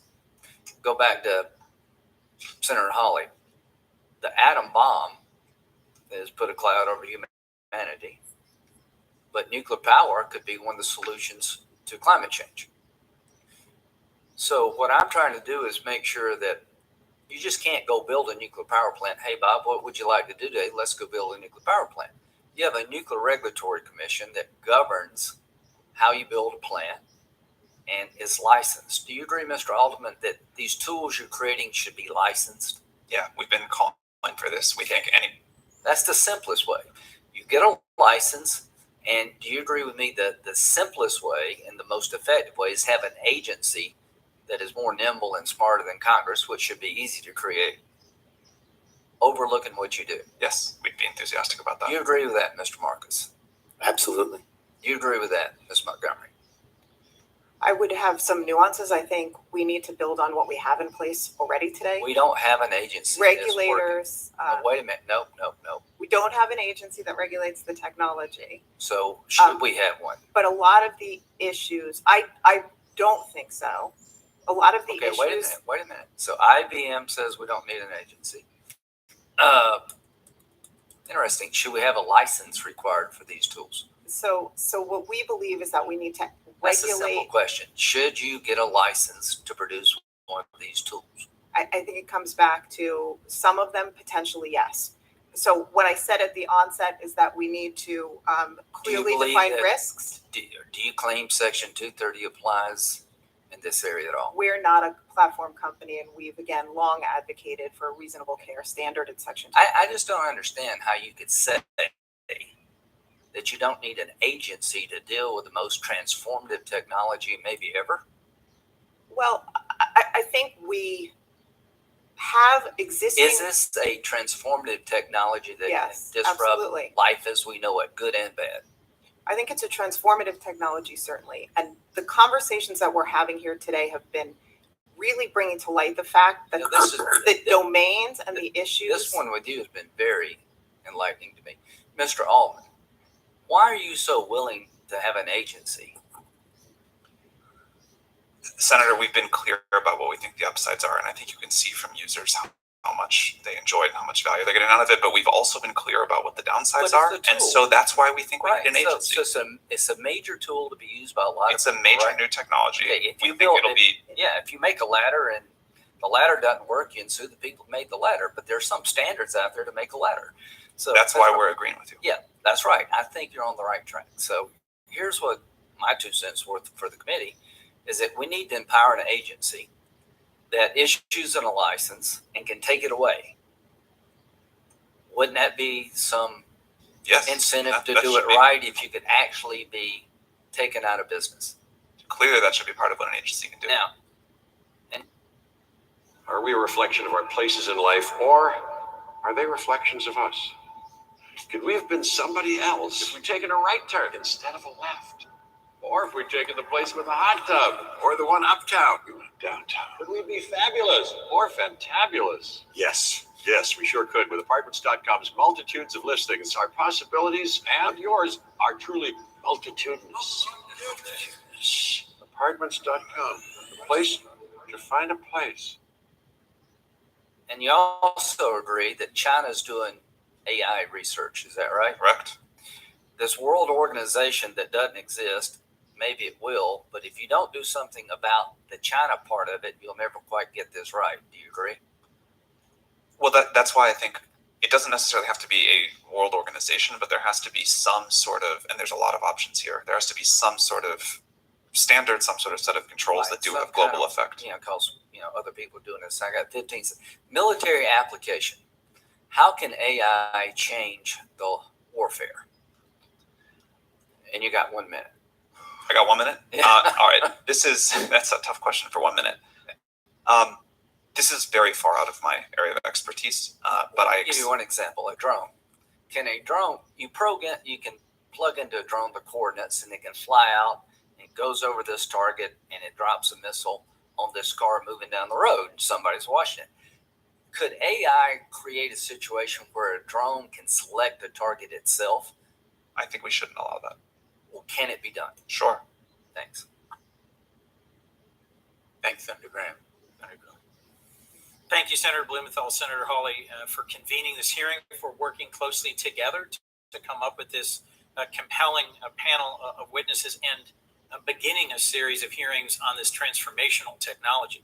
We recognize the immense promise and substantial risks associated with generative AI technologies. We know these models can make us more efficient, help us learn new skills, open whole new vistas of creativity. But we also know that generative AI can authoritatively deliver wildly incorrect information. It can hallucinate. as is often described. It can impersonate loved ones. It can encourage self-destructive behaviors, and it can shape public opinion and the outcome of elections. Congress thus far has demonstrably failed to responsibly enact meaningful regulation of social media companies with serious harms that have resulted that we don't fully understand. Senator Klobuchar referenced in her questioning a bipartisan bill that would open up social media platforms' underlying algorithms. We have struggled to even do that, to understand the underlying technology and then to move towards responsible regulation. We cannot afford to be as late to responsibly regulating generative AI as we have been to social media, because the consequences, both positive and negative, will exceed those of social media by orders of magnitude. So let me ask a few questions designed to get at both how we assess the risk, what's the role of international regulation, and how does this impact AI? Mr. Altman, I appreciate your testimony about the ways in which OpenAI assesses the safety of your models through a process of iterative deployment. The fundamental question embedded in that process, though, is how you decide whether or not a model is safe enough to deploy and safe enough to have been built and then let go into the wild. I understand one way to prevent generative AI models from providing harmful content is to have humans identify that content and then train the algorithm to avoid it. There's another approach that's called constitutional AI that gives the model a set of values or principles to guide its decision making. Would it be more effective to give models these kinds of rules instead of trying to require or compel training the model on all the different potentials for harmful content? Thank you, Senator. It's a great question. I'd like to frame it by talking about why we deploy at all, like why we put these systems out into the world. There's the obvious answer about there's benefits and people are using it for all sorts of wonderful things and getting great value, and that makes us happy. But a big part of why we do it is that we believe that iterative deployment and giving people in our institutions and you all time to come to grips with this technology, to understand it, to find its limitations, its benefits, the regulations we need around it, what it takes to make it safe, that's really important. Going off to build a super powerful AI system in secret and then dropping it on the world all at once, I think would not go well. So a big part of our strategy is, while these systems are still relatively weak and deeply imperfect, to find ways to get people to have experience with them, to have contact with reality, and to figure out what we need to do to make it safer and better. And that is the only way that I've seen in the history of new technology and products of this magnitude to get to a very good outcome. And so that interaction with the world is very important. Now, of course, before we put something out, it needs to meet a bar of safety. And again, we spent well over 6 months with GPT-4 after we finished training it, going through all of these different things and deciding also what the standards were going to be before we put something out there, trying to find the harms that we knew about, and how to address those. One of the things that's been gratifying to us is even some of our biggest critics have looked at GPT-4 and said, wow, OpenAI made huge progress on. Could focus briefly on whether or not a constitutional model that gives values would be worth it. I was just about to get there. All right, sorry about that. Yeah, I think giving the models values up front is an extremely important set. RLHF is another way of doing that same thing, but somehow or other, you are, with synthetic data or human generated data, you're saying, here are the values, here's what I want you to reflect, or here are the wide bounds of everything that society will allow. And then within there, you pick as the user, if you want value system over here or value system over there. We think that's very important. There's multiple technical approaches, but we need to give policymakers and the world as a whole the tools to say, here's the values, and implement them. Thank you, Ms. Montgomery. You serve on an AI ethics board of a long-established company that has a lot of experience with AI. I'm really concerned that generative AI technologies can undermine the faith of democratic values and the institutions that we have. The Chinese are insisting that AI, as being developed in China, reinforce the core values of the Chinese Communist Party and the Chinese system. And I'm concerned about how we promote AI that reinforces and strengthens open markets, open societies, and democracy. In your testimony, you're advocating for AI regulation tailored to the specific way the technology is being used, not the underlying technology itself. And the EU is moving ahead with an AI Act which categorizes AI products based on level of risk. You all, in different ways, have said that you view elections and the shaping of election outcomes and disinformation that can influence elections as one of the highest risk cases, one that's entirely predictable. We have attempted, so far unsuccessfully, to regulate social media after the demonstrably harmful impacts of social media on our last several elections. What advice do you have for us about what kind of approach we should follow and whether or not the EU direction is the right one to pursue? Your small business has a partner that always puts you first. GoDaddy, tools and support for every small business first.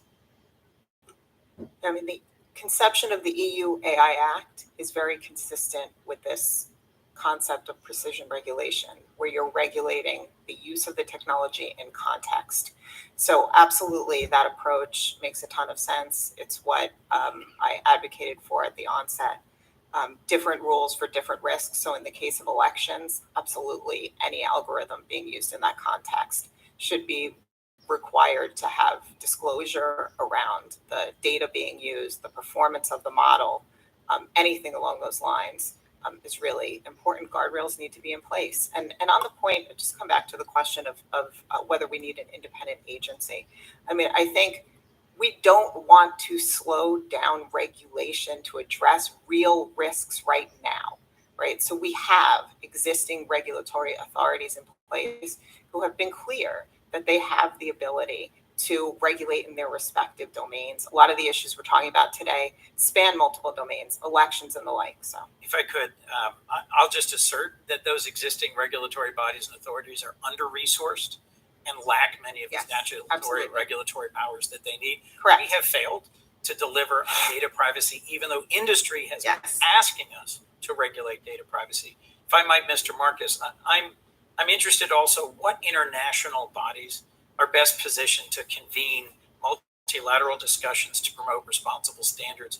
We've talked about a model being CERN and nuclear energy. I'm concerned about proliferation and non-proliferation. We've also talked, I would suggest that the IPCC, a UN body, helped at least provide a scientific baseline of what's happening in climate change, so that even though we may disagree about strategies, globally we've come to a common understanding of what's happening and what should be the direction of intervention. I'd be interested, Mr. Marcus, if you could just give us your thoughts on who's the right body internationally to convene a conversation, and one that could also reflect our values. I'm still feeling my way on that issue. I think global politics is not my specialty. I'm an AI researcher, but I have moved towards policy in recent months, really, because of my great concern about all of these risks. I think certainly the UN, UNESCO, has its guidelines, should be involved and at the table, and maybe things work under them and maybe they don't, but they should have a strong voice and help to develop this. The OECD has also been thinking greatly about this. A number of organizations have internationally. I don't feel like I personally am qualified to say exactly what the right model is there. Well, thank you. I think we need to pursue this both at the national level and the international level. I'm the chair of the IP subcommittee of the Judiciary Committee. In June and July, we will be having hearings on the impact of AI on patents and copyrights. You can already tell from the questions of others, there'll be a lot of interest. I look forward to following up with you about that topic. I know, Mr. Chairman. I look forward to helping as much as possible. Thank you very much. Thanks, Senator Coons. Senator Kennedy. Thank you all for being here. Permit me to share with you 3 hypotheses that I would like you to assume for the moment to be true. Hypothesis number 1. Many members of Congress do not understand artificial intelligence. Hypothesis number 2. That absence of understanding may not prevent Congress from plunging in with enthusiasm and trying to regulate this technology in a way that could hurt this technology. Hypothesis number 3 that I would like you to assume. There is likely a berserk wing of the artificial intelligence community that intentionally or unintentionally could use artificial intelligence to kill all of us and hurt us the entire time that we are dying. Assume all of those to be true. Please tell me in plain English 2 or 3 reforms, regulations, if any, that you would implement if you were queen or king for a day. Ms. Montgomery. I think it comes back again to transparency and explainability in AI. We absolutely need to know and have companies attest. What do you mean by transparency? So disclosure of the data that's used to train AI, disclosure of the model and how it performs, and making sure that there's continuous governance over these models, that we are the leading edge in terms governance of by regulation. Technology governance, organizational governance, rules and clarification that are needed that this Which Congress. I mean, this is your chance, folks, to tell us how to get this right. Please use it. Right. I mean, I think, again, the rules should be focused on the use of AI in certain contexts. So if you look at, for example, so if you look at the EU AI Act, it has certain uses of AI that it says are just simply too dangerous and will be outlawed in the Okay, so we ought to first pass a law that says you can use AI for these uses, but not others. Is that what you're saying? We need to define the highest risk uses Is of there AI. anything else? And then, of course, requiring things like impact assessments and transparency, requiring companies to show their work, protecting data that's used to train AI in the first place as well. Professor Marcus, if you could be specific, this is your shot, man. Talk in plain English and tell me what, if any, rules we ought to implement. And please don't just use concepts. I'm looking for specificity. Number 1, a safety review like we use with the FDA prior to widespread deployment. If you're going to introduce something to 100 million people, somebody has to have their eyeballs on it. There you go. Okay, that's a good one. I'm not sure I agree with it, but that's a good one. What else? You didn't ask for 3 that you would agree with. Number 2, a nimble monitoring agency to follow what's going on, not just pre-review, but also post as things are out there in the world, with authority to call things back, which we've discussed today. And number 3 would be funding geared towards things like AI constitution, AI that can reason about what it's doing. I would not leave things entirely to current technology, which I think is poor at behaving in ethical fashion and behaving in honest fashion. And so I would have funding to try to basically focus on AI safety research. That term has a lot of complications in my field. There's both safety, let's say short-term and long-term, and I think we need to look at both. Rather than just funding models to be bigger, which is the popular thing to do, we need to fund models to be more trustworthy. Because I want to hear from Mr. Altman. Mr. Altman, here's your shot. Thank you, Senator. Number 1, I would form a new agency that licenses any effort above a certain scale of capabilities and can take that license away and ensure compliance with safety standards. Number 2, I would create a set of safety standards focused on what you said in your third hypothesis as the dangerous capability evaluations. One example that we've used in the past is looking to see if a model can self-replicate and self-exfiltrate into the wild. We can give your office a long other list of the things that we think are important there, but specific tests that a model has to pass before it can be deployed into the world. And then third, I would require independent audits. So not just from the company or the agency, but experts who can say the model is or isn't in compliance with these stated safety thresholds and these percentages of performance on question X or Y. Can you send me that information? We will do that. Would you be qualified to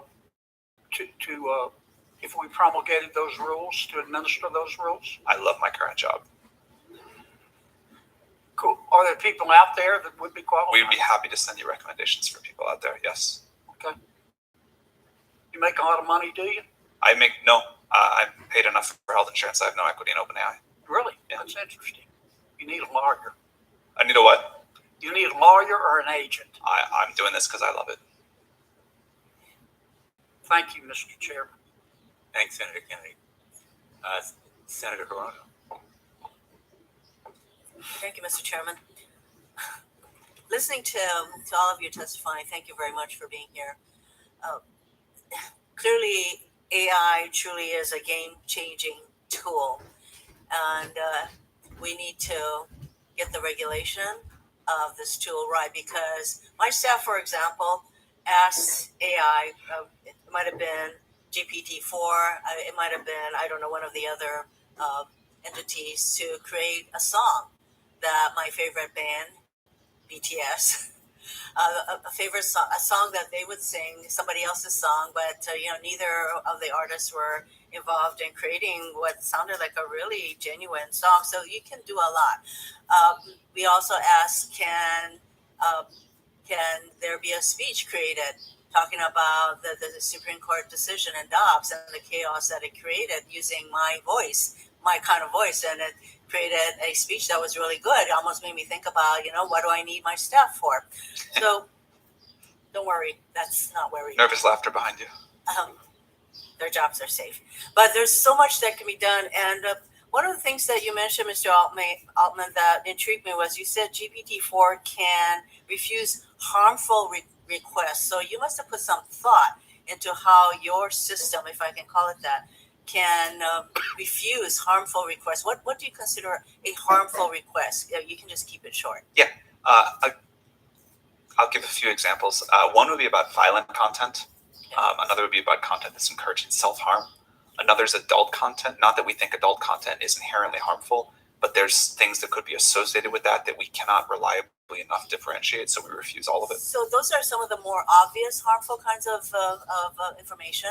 But in the election context, for example, I saw a picture of former President Trump being arrested by NYPD, and that went viral. I don't know, is that considered harmful? I've seen all kinds of statements attributed to any one of us that could be put out there that may not rise to your level of harmful content, but there you have it. So two of you said that we should have a licensing scheme. I can't envision or imagine right now what kind of a licensing scheme we would be able to create to pretty much regulate the vastness of this game-changing tool. So are you thinking of an FTC kind of a system, an FCC kind of a system? What do the two of you even envision as a potential licensing scheme that would provide the kind of guardrails that we need to protect literally our country from harmful content? To touch on the first part of what you said, there are things besides, should this content be generated or not, that I think are also important. So that image that you mentioned was generated. I think it'd be a great policy to say generated images need to be made clear in all contexts that they were generated. And, then we still have the image out there, but we're at least requiring people to say this was a generated image. Okay, well, you don't need an entire licensing scheme in order to make that a reality. Where I think the licensing scheme comes in is not for what these models are capable of today, because as you pointed out, you don't need a new licensing agency to do that. But as we head, and this may take a long time, I'm not sure, as we head towards artificial general intelligence and the impact that will have and the power of that technology, I think we need to treat that as seriously as we treat other very powerful technologies. And that's where I personally think we need such a scheme. I agree. And that is why by the time we're talking about AGI, we're talking about major harms that can occur through the use of AGI. So Professor Marcus, what kind of a regulatory scheme would you envision? And we can't just come up with something, that is going to be take care of the issues that will arise in the future, especially with AGI. So, what kind of a scheme would you contemplate? Well, first, if I can rewind just a moment, I think you really put your finger on the central scientific issue in terms of the challenges in building artificial intelligence. We don't know how to build a system that understands harm in the full breadth of its meaning. So what we do right now is we gather examples and we say, is this like the examples that we have labeled before? But that's not broad enough. And so I thought your questioning beautifully outlined the challenge that AI itself has to face in order to really deal with this. We want AI itself to understand harm, and that may require new technology. So I think that's very important. On this second part of your question, The model that I tend to gravitate towards, but I am not an expert here, is the FDA, at least as part of it, in terms of you have to make a safety case and say why the benefits outweigh the harms in order to get that license. Probably we need elements of multiple agencies. I'm not an expert there, but I think that the safety case part of it is incredibly important. You have to be able to have external reviewers that are scientifically qualified look at this and say, have you addressed enough? So I'll just give one specific example. AutoGPT frightens me. That's not something that OpenAI made, but something that OpenAI did make called ChatGPT plugins led a few weeks later to someone building open source software called AutoGPT. And what AutoGPT does is it allows systems to access source code, access the internet, and so forth. And there are a lot of potential, let's say, cybersecurity risks there. There should be an external agency that says, well, we need to be reassured if you're going to release this product that there aren't going to be cybersecurity problems, or there are ways of addressing it. So, Professor, I am running out of time. There's, I just wanted to mention, Ms. Montgomery, your model is a use model similar to what the EU has come up with, but the vastness of AI and the complexities involved, I think, would require more than looking at the use of it. I think that based on what I'm hearing today, don't you think that we're probably going to need to do a heck of a lot more than to focus on what use it is being AI is being used for. For example, you can ask AI to come up with a funny joke or something, but you can ask the same AI tool to generate something that is like an election fraud kind of a situation. So I don't know how you will make a determination based on where you're going with the use model, how to distinguish those kinds of uses of this tool.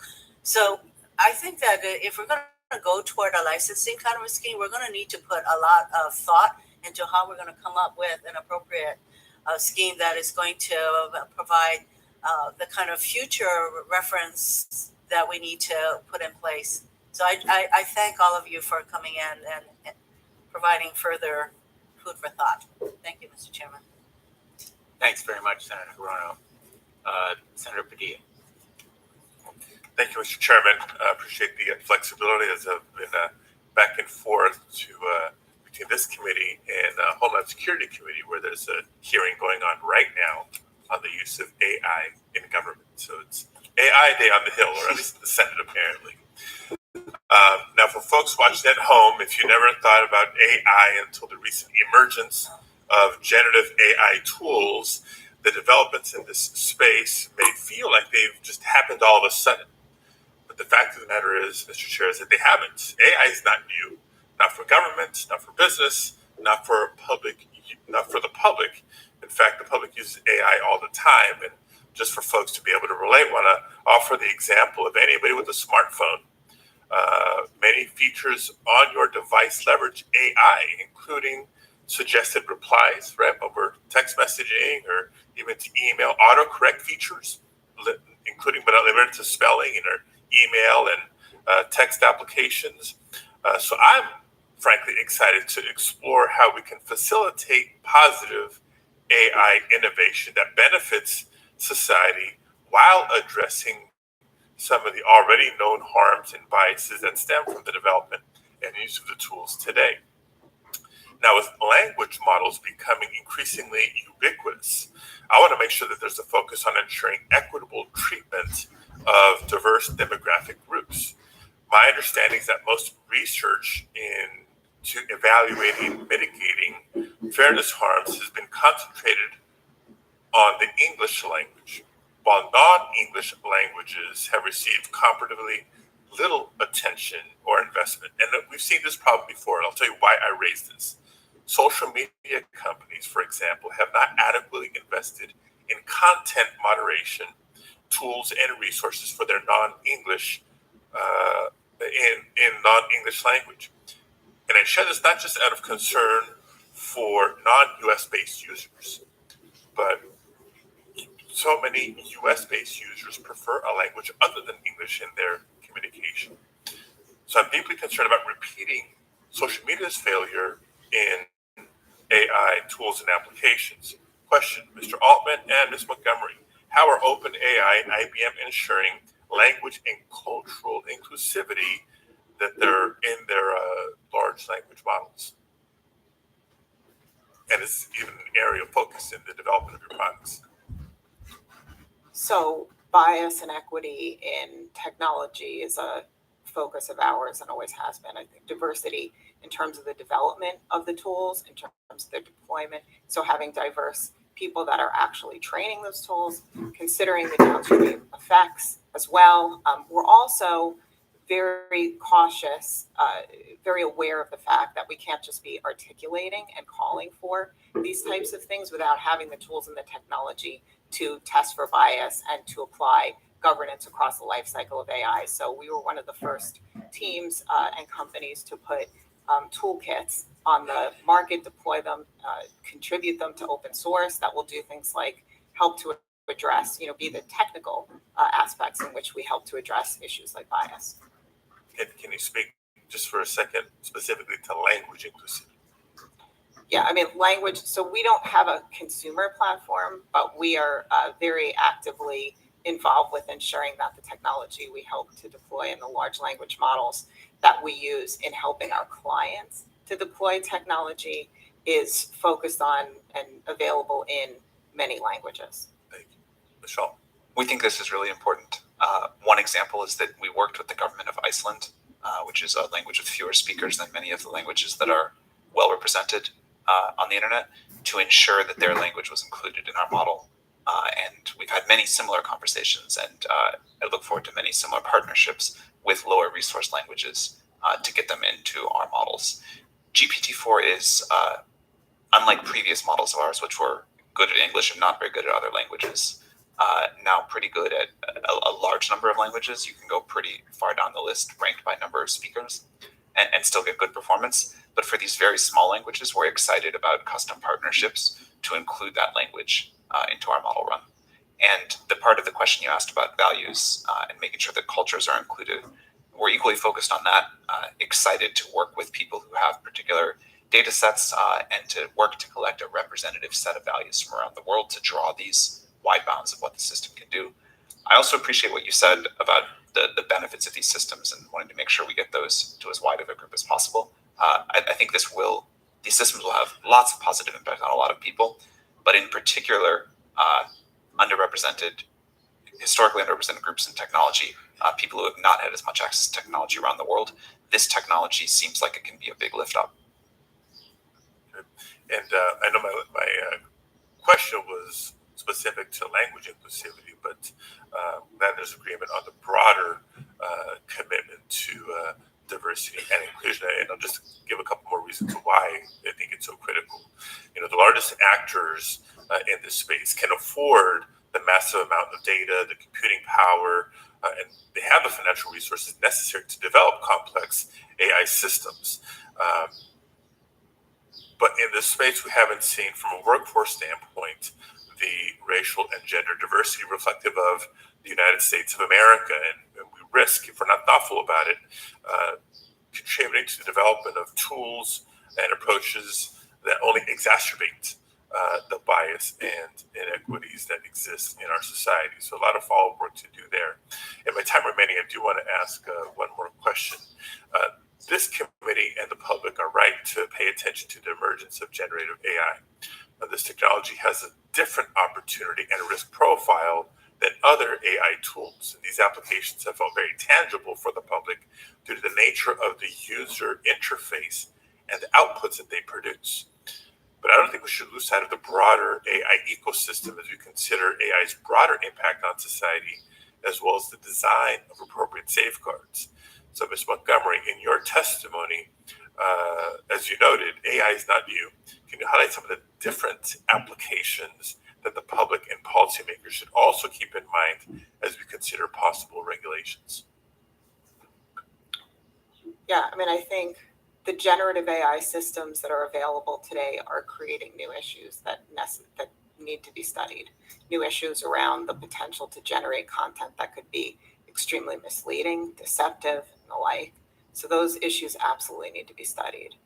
But we shouldn't also ignore the fact that AI is a tool. It's been around for a long time. It has capabilities beyond just generative capabilities. And again, that's why I think going back to this approach where we're regulating AI where it's touching people and society is a really important way to address it. Thank you. Thank you, Mr. Chair. Thanks, Senator Pia. Senator Booker is next, but I think he's going to defer to Senator Ossoff. It's because Senator Ossoff is a very big deal. I don't know if you I have a meeting at noon, and I'm grateful to you, Senator Booker, for yielding your time. You are, as always, brilliant and handsome. And thank you to the panelists for joining us. Thank you to the subcommittee leadership for opening us up to all committee members. If we're going to contemplate a regulatory framework, we're going to have to define what it is that we're regulating. So, Mr. Altman, any such law will have to include a section that defines the scope of regulated activities, technologies, tools, products. Just take a stab at it. Yeah, thanks for asking, Senator Ossoff. I think it's super important. I think there are very different levels here, and I think it's important that any new approach, any new law does not stop the innovation from happening with smaller companies, open source models, researchers that are doing work at a smaller scale. That's a wonderful part of this ecosystem and of America, and we don't want to slow that down.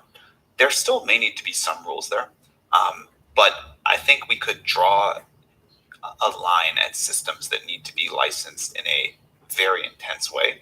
The easiest way to do it, I'm not sure if it's the best, but the easiest would be to talk about the amount of compute that goes into such a model. So we could define a threshold of compute, and it'll have to change. It could go up or down. It could go down as we discover more efficient algorithms that says above this amount of compute, you are in this regime.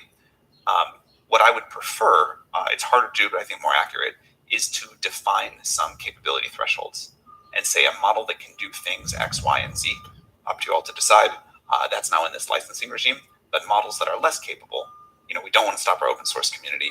We don't want to stop individual researchers. We don't want to stop new startups, can proceed, with a different framework. Thank you. As concisely as you can, please state which capabilities you propose we consider for the purposes of this definition.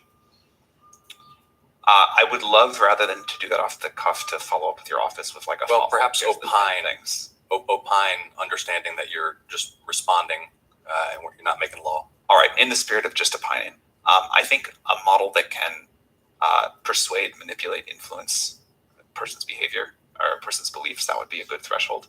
I think a model that could help create novel biological agents would be a great threshold. Things like that.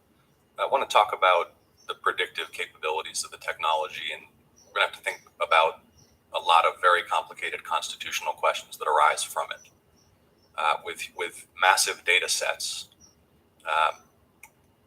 the integrity and accuracy with which such technology can predict future human behavior is potentially pretty significant at the individual level, correct? I think we don't know the answer to that for sure, but let's say it can at least have some impact there. Okay, so we may be confronted by situations where, for example, a law enforcement agency deploying such technology seeks some kind of judicial consent to execute a search or to take some other police action on the basis of a modeled prediction about some individual's behavior. But that's very different from the kind of evidentiary predicate that normally police would take to a judge in order to get a warrant. Talk me through how you're thinking about that issue. Yeah, I think it's very important that we continue to understand that these are tools that humans use to make human judgments and that we don't take away human judgment. I don't think that people should be prosecuted based off of the output of an AI system, for example. We have no national privacy law. Europe has rolled one out to mixed reviews. Do you think we need one? I think it'd be good. And what would be the qualities or purposes of such a law that you think would make the most sense based on your experience? Again, this is very far out of my area of expertise. I think there's many people that are privacy experts that could weigh on what a law needs. I'd still like you to weigh in. I think a minimum is that users should be able to sort of opt out from having their data used by companies like ours or the social media companies. It should be easy to delete your data. I think but the thing that I think is important from my perspective running an AI company is that if you don't want your data used for training these systems, you have the right to do that. So let's think about how that will be practically implemented. As I understand it, your tool and certainly similar tools one of the inputs will be scraping, for lack of a better word, data off of the open web, right, as a low-cost way of gathering information. And there's a vast amount of information out there about all of us. How would such a restriction on the access or use or analysis of such data be practically implemented? So I was speaking about something a little bit different, which is the data that someone generates, the questions they ask our system, things that they input there, training on that. Data that's on the public web that's accessible, even if we don't train on that, the models can certainly link out to it. So that was not what I was referring to. I think that, there's ways to have your data, or there should be more ways to have your data taken down from the public web, but certainly models with web browsing capabilities will be able to search the web and link out to it. When you think about implementing a safety or a regulatory regime to constrain such software and to mitigate some risk, is your view that the federal government would make laws such that certain capabilities or functionalities themselves are forbidden in potential? In other words, one cannot deploy or execute code capable of X? Yes. Or is it the act itself X only when actually executed? Well, I think both. I'm a believer in defense in depth. I think that there should be limits on what a deployed model is capable of and then what it actually does too. How are you thinking about how kids use your product? You have to be 18 or up or have your parents' permission at 13 and up to use a product, but we understand that people get around those safeguards all the time. And so what we try to do is just design a safe product. And there are decisions that we make that we would allow if we knew only adults were using it, that we just don't allow in the product because we know children will use it some way or other too. In particular, given how much these systems are being used in education, we want to be aware that that's happening. I think and Senator Blumenthal has done extensive work investigating this. What we've seen repeatedly is that companies whose revenues depend upon volume of use, screen time, intensity of use, design these systems in order to maximize the engagement of all users, including children, with perverse results in many cases. And what I would humbly advise you is that you get way ahead of this issue, the safety for children of your product. Or I think you're going to find that Senator Blumenthal, Senator Hawley, others on the subcommittee, and I will look very harshly on the deployment of technology that harms children. We couldn't agree more. I think we're out of time, but I'm happy to talk about that if I can respond. Go ahead. Well, it's up to the chairman. Okay. First of all, I think we try to design systems that do not maximize for engagement. In fact, we're so short on GPUs, the less people use our products, the better. But we're not an advertising-based model. We're not trying to get people to use it more and more. And I think that's a different shape than ad-supported social media. Second, these systems do have the capability to influence in obvious and in very nuanced ways. And I think that's particularly important for the safety of children, but that will impact all of us. One of the things that we'll do ourselves, regulation or not, but I think a regulatory approach would be good for also, is requirements about how the values of these systems are set and how these systems respond to questions that can cause influence. So we'd love to partner with you. Couldn't agree more on the importance. Thank you. Mr. Chairman, for the record, I just want to say that the senator from Georgia is also very handsome and brilliant too. But I will allow that comment to stand without objection. Without objection, okay. Mr. Chairman and Ranking Member, you are now recognized. Thank you very much. Thank you. It's nice that we finally got down to the ball guys down here again. I just want to thank you both. This has been one of the best hearings I've had this Congress, and just a testimony to you two, seeing the challenges and the opportunities that AI presents. So I appreciate you both. I want to just jump in. I think very broadly, and then I'll get a little more narrow. Sam, you said very broadly, technology has been moving like this, and we are, a lot of people talking about regulation. And so I use the example of the automobile. What an extraordinary piece of technology. I mean, New York City did not know what to do with horse manure. They were having crises, forming commissions, and the automobile comes along, ends that problem. But at the same time, we have tens of thousands of people dying on highways every day. We have emissions crises and the like. There are multiple federal agencies who are created or are specifically focused on regulating cars.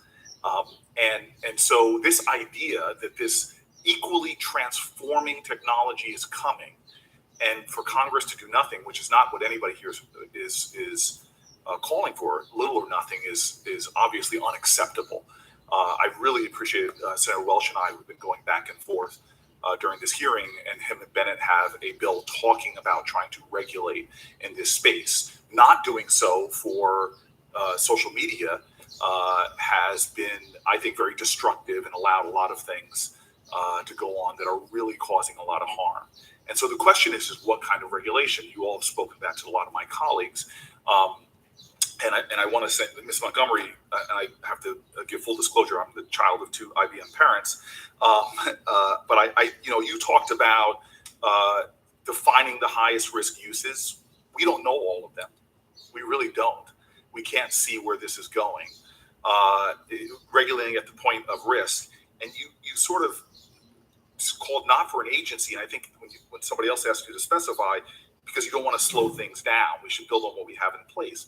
But you can envision that we can try to work on two different ways, and ultimately a specific, like we have in cars, EPA, NHTSA, the Federal Motor Car Carrier Safety Administration, all of these things, you can imagine something specific that is, as Mr. Marcus points out, a nimble agency that can do monitoring, other things. You can imagine the need for something like that, correct? Oh, absolutely. Yeah. And so just for the record then, in addition to trying to regulate with what we have now, you would encourage Congress and my colleague, Senator Welch, to move forward in trying to figure out the right tailored agency to deal with what we know and perhaps things that might come up in the future. I would encourage Congress to make sure it understands the technology, has the skills and resources in place to impose regulatory requirements on the uses of the technology and to understand emerging risks as well. So yes. Yeah, Mr. Marcus, there's no way to put this genie in the bottle. Globally, it's exploding. I appreciate your thoughts, and I shared some with my staff about your ideas of what the international context is. But there's no way to stop this moving forward. So with that understanding, just building on what Ms. Montgomery said, what kind of encouragement do you have as specifically as possible to forming an agency, to using current rules and regulations? Can you just put some clarity on what you've already stated? Let me just insert, there are more genies yet to come from more bottles. Some genies are already out, but we don't have machines that can really, for example, self-improve themselves. We don't really have machines that have self-awareness, and we might not ever want to go there. So there are other genies to be concerned about. On to the main part of your question, I think that we need to have some international meetings very quickly with people who have expertise in how you grow agencies, in the history of growing agencies. We need to do that in the federal level. We need to do that in the international level. I'll just emphasize one thing I haven't as much as I would like to, which is that I think science has to be a really important part of it. And I'll give an example. We've talked about misinformation.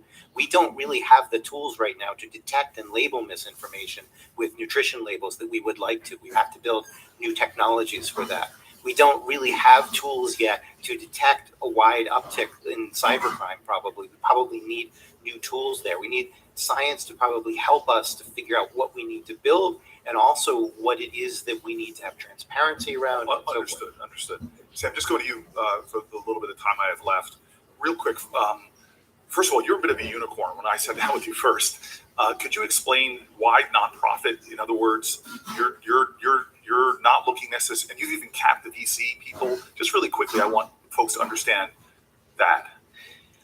We started as a nonprofit, really focused on how this technology was going to be built. At the time, it was very outside the Overton window that something like AGI was even possible. That's shifted a lot.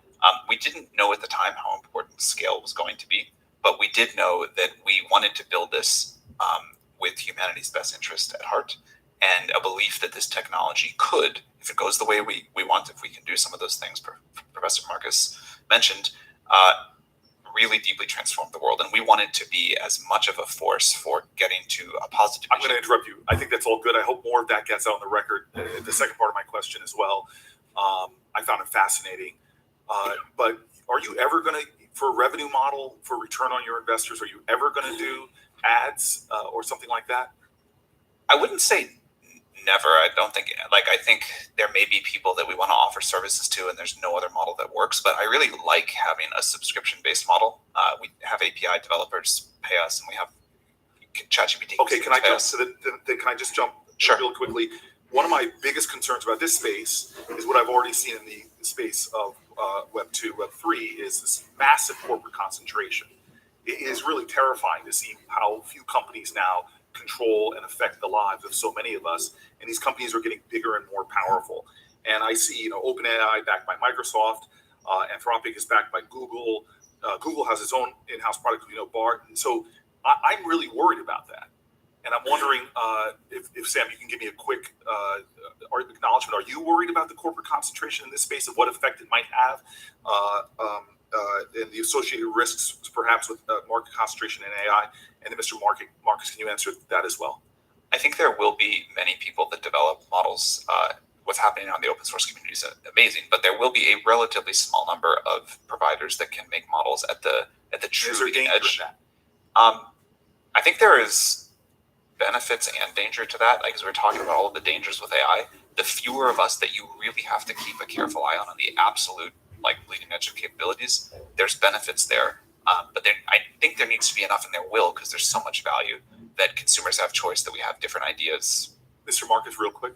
There is a real risk of a kind of technocracy combined with oligarchy, where a small number of companies influence people's beliefs through the nature of these systems. Again, I put something in the record about the Wall Street Journal about how these systems can subtly shape our beliefs, and that has enormous influence on how we live our lives. And having a small number of players do that with data that we don't even know about, that scares me. Sam, I'm sorry. One more thing I wanted to add. One thing that I think is very important is that what these systems get aligned to, whose values, what those bounds are, that is somehow set by society as a whole, by governments as a whole. And so creating that data set, our alignment data set, it could be an AI constitution, whatever it is, that has got to come very broadly from society. Thank you very much, Mr. Chairman. My time's expired, and I guess the best for last. Thank you, Senator Booker. Senator Weld. First of all, I want to thank you, Senator Blumenthal, and you, Senator Hawley. This has been a tremendous hearing.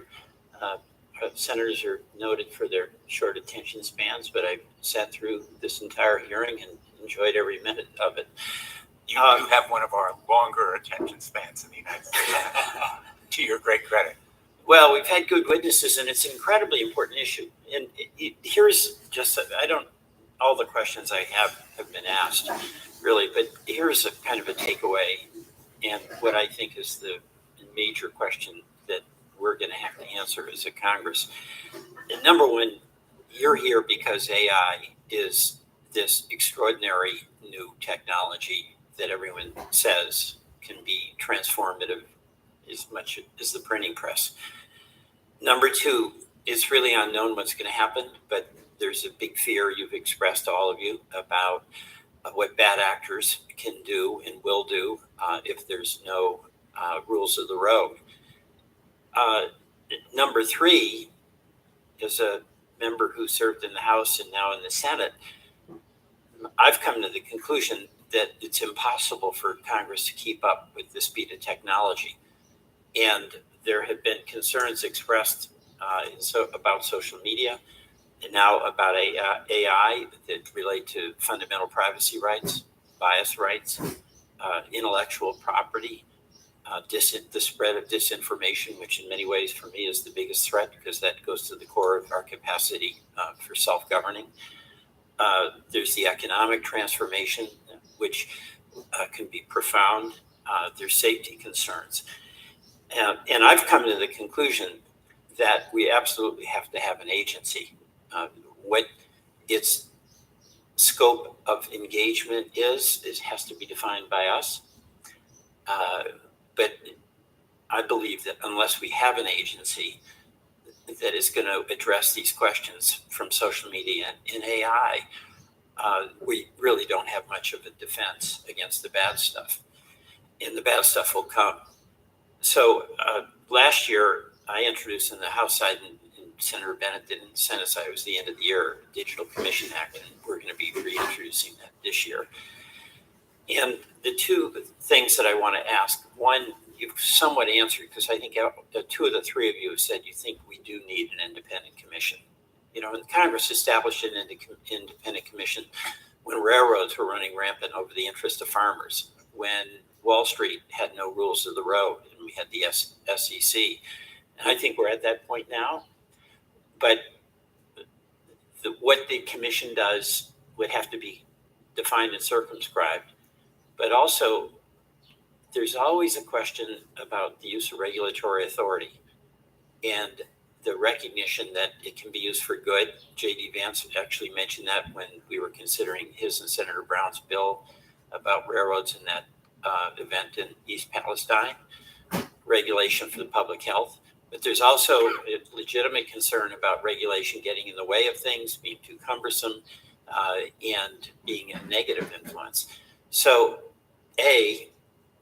two of the three of you have said you think we do need an agency.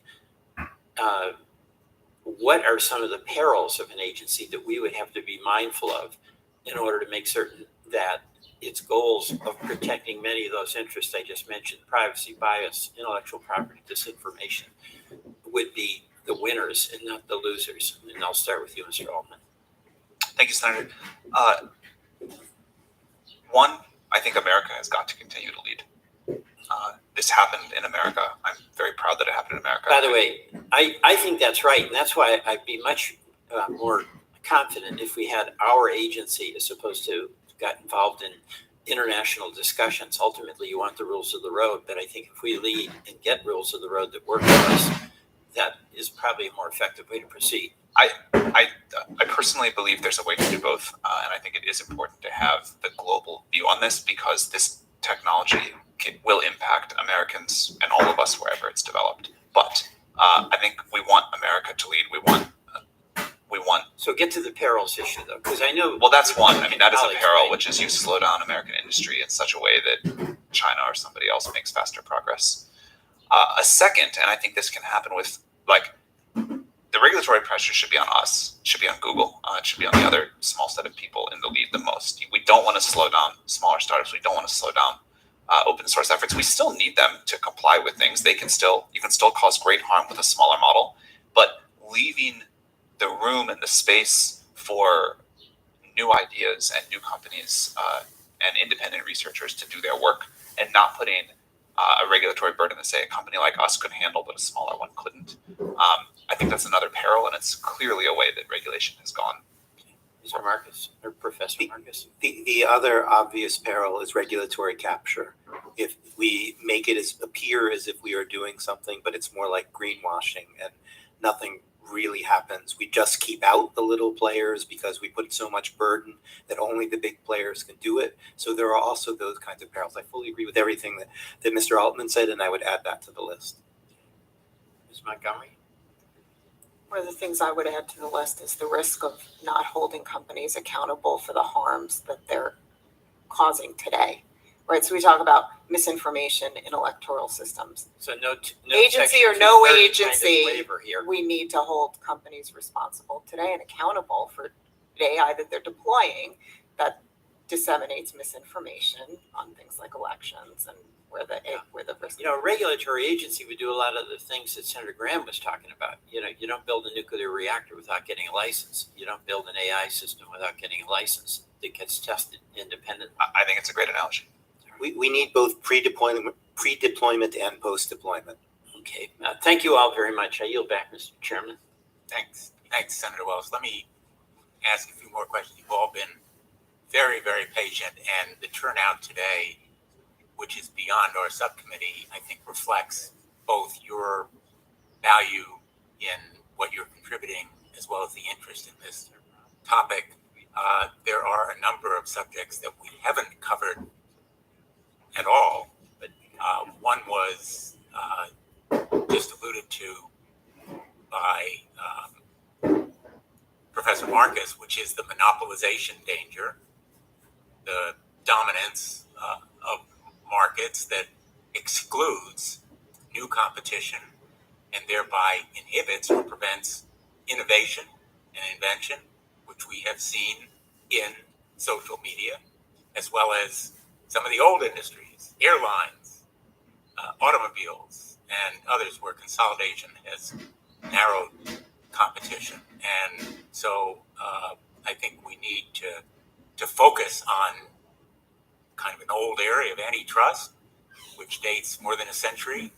It's still inadequate to deal with the challenges we have right now in our economy.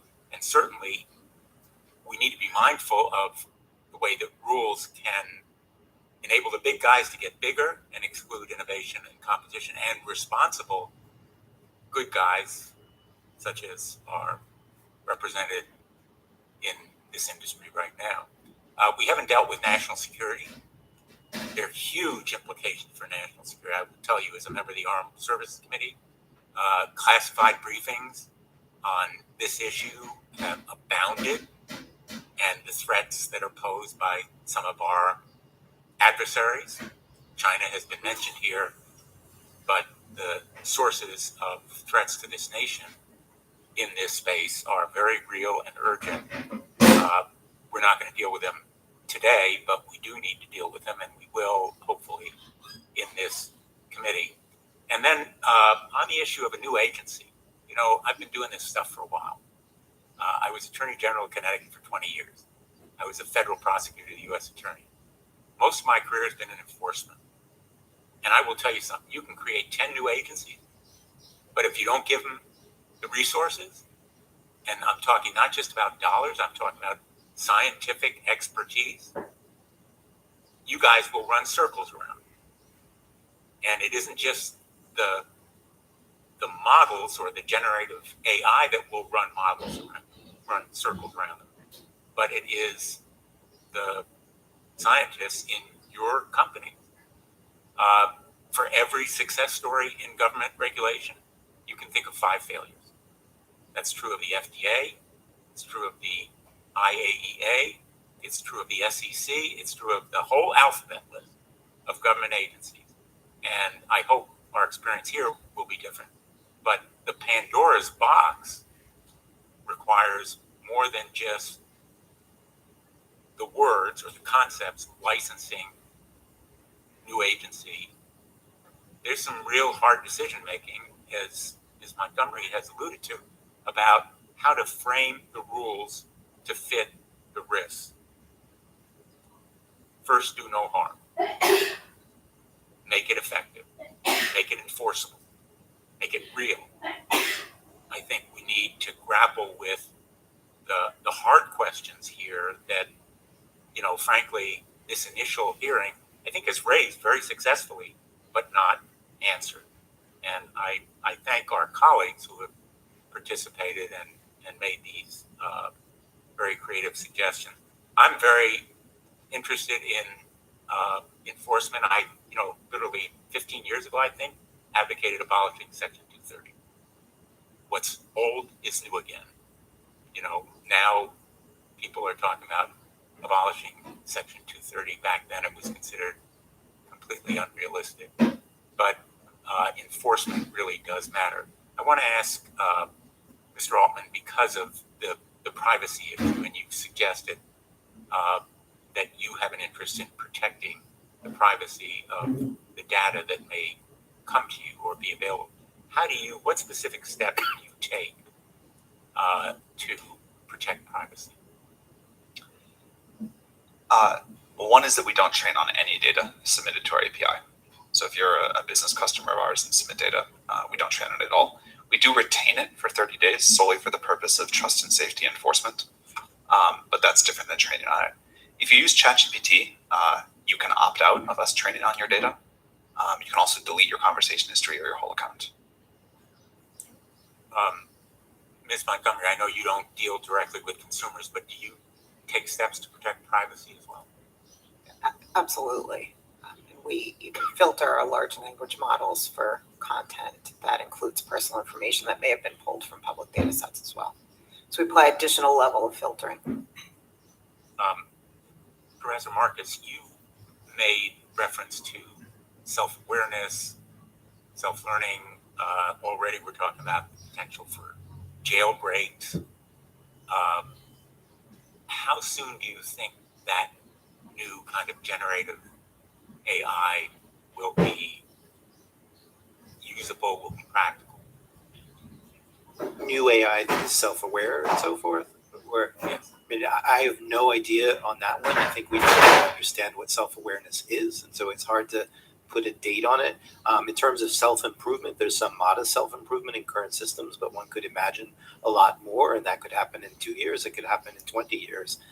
There are basic paradigms that haven't been invented yet. Some of them we might want to discourage, but it's a bit hard to put timelines on them. And just going back to enforcement for 1 second, one thing that is absolutely paramount, I think, is far greater transparency about what the models are and what the data are. That doesn't necessarily mean everybody in the general public has to know exactly what's in one of these systems, but I think it means that there needs to be some enforcement arm that can look at these systems, can look at the data, can perform tests and so forth. Let me ask you, all of you, I think there has been a reference to elections and banning outputs involving elections. Are there other areas where you think, what are the other high risk or highest risk areas where you would either ban or establish especially strict rules? Ms. Montgomery. The space around misinformation, I think, is a hugely important one. And coming back to the points of transparency, knowing what content was generated by AI is going to be a really critical area that we need to address. Any others? I think medical misinformation is something to really worry about. We have systems that hallucinate things. They're going to hallucinate medical advice. Some of the advice they'll give is good, some of it's bad. We need really tight regulation around that. Same with psychiatric advice, people using these things as kind of ersatz therapists. I think we need to be very concerned about that. I think we need to be concerned about internet access for these tools when they can start making requests, both of people and internet things. It's probably okay if they just do search, but as they do more intrusive things on the internet, like do we want them to be able to order equipment or order chemistry and so forth? So as we empower these systems more by giving them internet access, I think we need to be concerned about that. And then we've hardly talked at all about long-term risks. Sam alluded to it briefly. I don't think that's where we are right now, but as we start to approach machines that have a larger footprint on the world beyond just having a conversation, we need to worry about that and think about how we're going to regulate that and monitor it and so forth. In a sense, we've been talking about bad guys or sort of bad actors manipulating AI to do harm. Manipulating people. And manipulating people, but also generative AI can manipulate the manipulators. It can. I mean, there's many layers of manipulation that are possible, and I think we don't yet really understand the consequences. Dan Dennett just sent me a manuscript last night that will be in the Atlantic in a few days on what he calls counterfeit people. It's a wonderful metaphor. These systems are almost like counterfeit people, and we don't really honestly understand what the consequence of that is. They're not perfectly human-like yet, but they're good enough to fool a lot of the people a lot of the time. And that introduces lots of problems, for example, cybercrime and how people might try to manipulate markets and so forth. So it's a serious concern.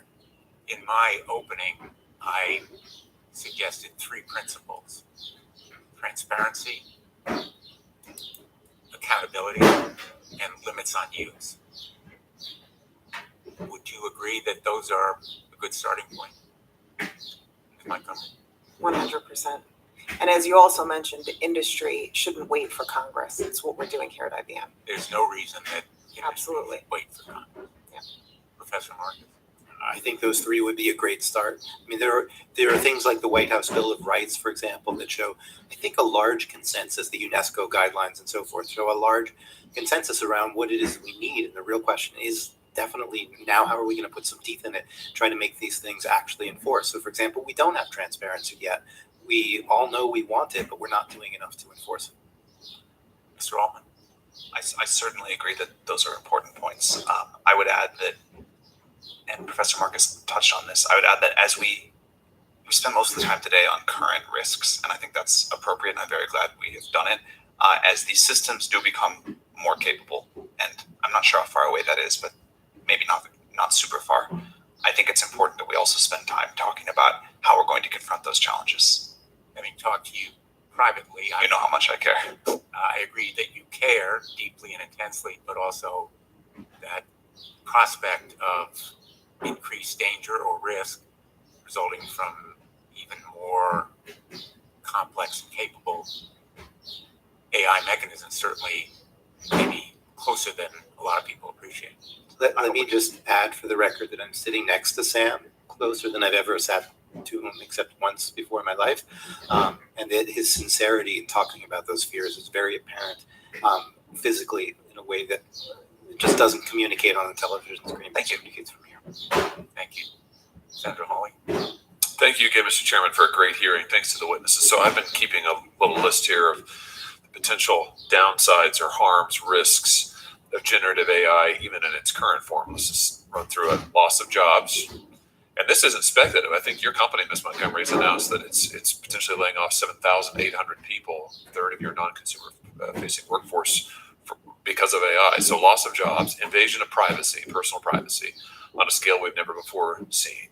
Manipulation of personal behavior, manipulation of personal opinions, and potentially the degradation of free elections in America. Did I miss anything? I mean, this is quite a list.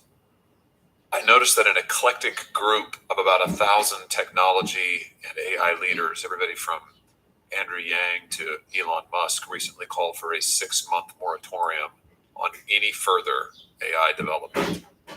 Were they right? Do you join those calls? Are they right to do that? Should we pause for 6 months? Your characterization is not quite correct. I actually signed that letter. About 27,000 people signed it.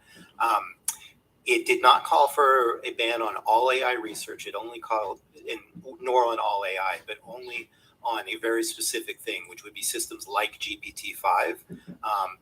Every other piece of research that's ever been done, it was actually supportive or neutral about. It specifically called for more specifically called for more research on trustworthy and safe AI. So you think that we should take a moratorium, a 6-month moratorium or more on anything beyond Chat GPT-4? I took the letter. What is the famous phrase? Spiritually, not literally. What was the famous phrase? Well, I'm asking for your opinion now, though. So my opinion is that the moratorium that we should focus on is actually deployment until we have good safety cases.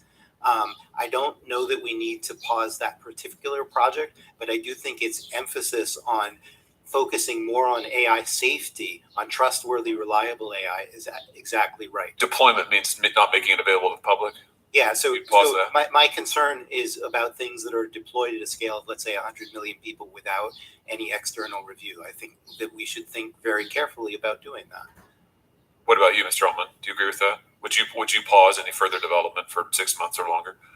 So first of all, after we finished training GPT-4, we waited more than 6 months to deploy it. We are not currently training what will be GPT-5. We don't have plans to do it in the next 6 months. But I think the frame of the letter is wrong. What matters is audits, red teaming, safety standards that a model needs to pass before training. If we pause for 6 months, then I'm not really sure what we do then. Do we pause for another 6? Do we kind of come up with some rules then?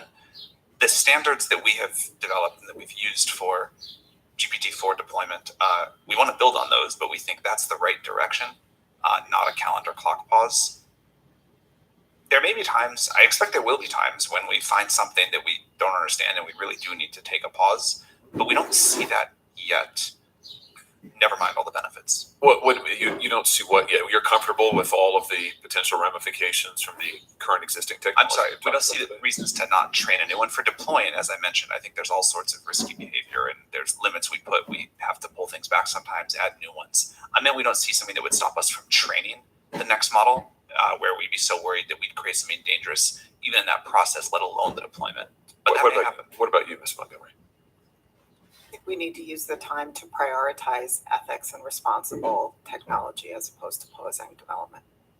Well, wouldn't a pause in development help the development of protocols for safety standards and ethics?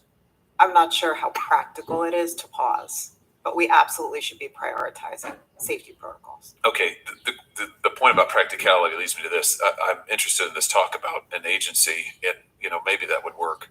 Although, having seen how agencies work in this government, they usually get captured by the interests that they're supposed to regulate.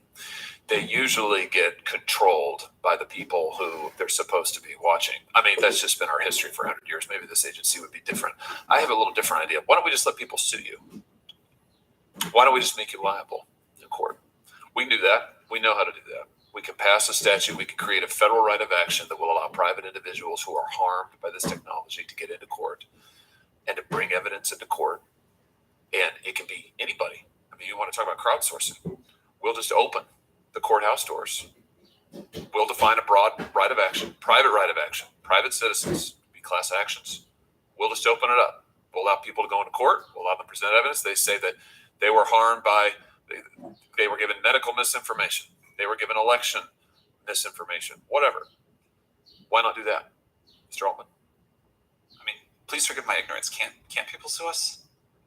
Well, you're not protected by Section 230, but there's not currently I don't think, a federal right of action, private right of action that says that if you are harmed by generative AI technology, we will guarantee you the ability to get into court. Oh, well, I think there's like a lot of other laws where if technology harms you, there's standards that we could be sued under, unless I'm really misunderstanding how things work. If the question is, are clearer laws about the specifics of this technology and consumer protection is a good thing, I would say definitely yes. The laws that we have today were designed long before we had artificial intelligence, and I do not think they give us enough coverage. The plan that you propose, I think, is a hypothetical, would certainly make a lot of lawyers wealthy, but I think it would be too slow to affect a lot of the things that we care about, and there are gaps in the law. For example, we don't really Wait, know. you think it'd be slower than Congress? Yes, I do, in some ways. Really? Well, litigation can take a decade or more. Oh, I but the think you threat guys- of litigation is a powerful tool. I mean, how would IBM like to be sued for $100 billion? In no way asking to take litigation off the table among the tools, but I think, for example, if I can continue, there are areas like copyright where we don't really have laws. We don't really have a way of thinking about wholesale misinformation as opposed to individual pieces of it, where, say, a foreign actor might make billions of pieces of misinformation, or a local actor. We have some laws around market manipulation we could apply, but we get in a lot of situations where we don't really know which laws apply. There would be loopholes.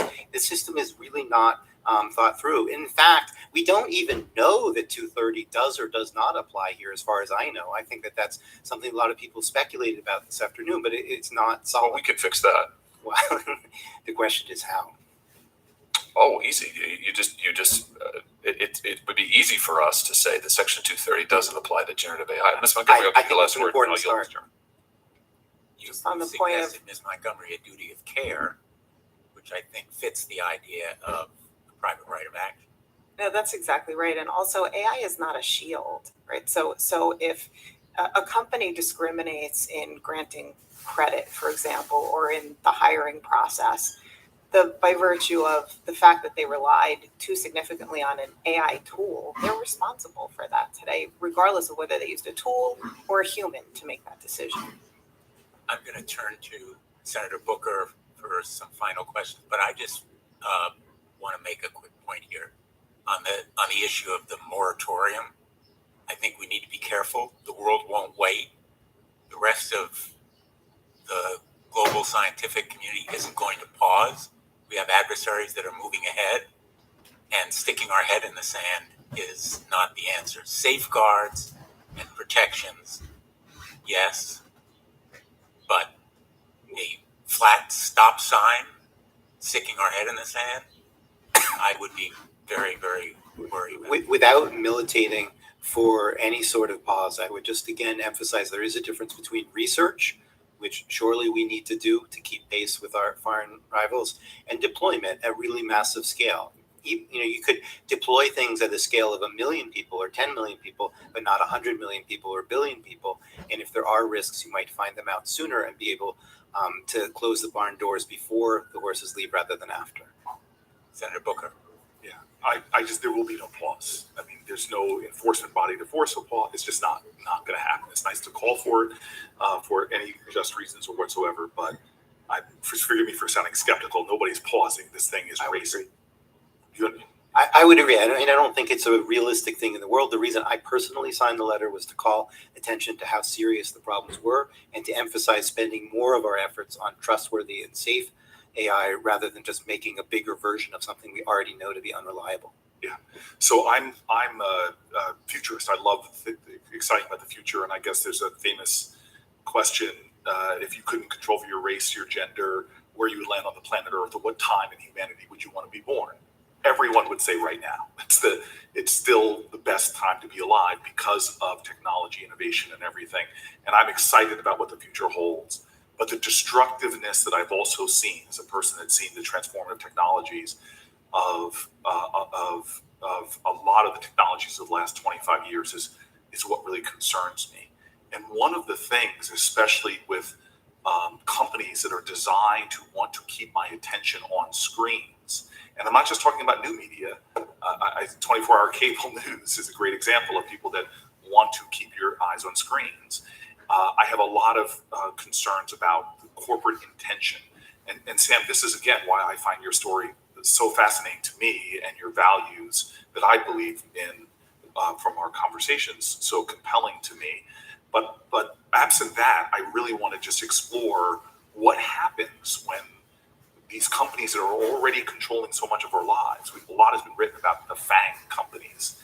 What happens when they are the ones that are dominating this technology as they did before? So, Professor Marcus, does that have any concern, the role that corporate power, corporate concentration has in this realm, that a few companies might control this whole area? I radically changed the shape of my own life in the last few months, and it was because of what happened with Microsoft releasing Sydney, and it didn't go the way I thought it would. In one way it did, which is I anticipated the hallucinations. I wrote an essay, which I have in the appendix, What to Expect When You're Expecting GPT-4.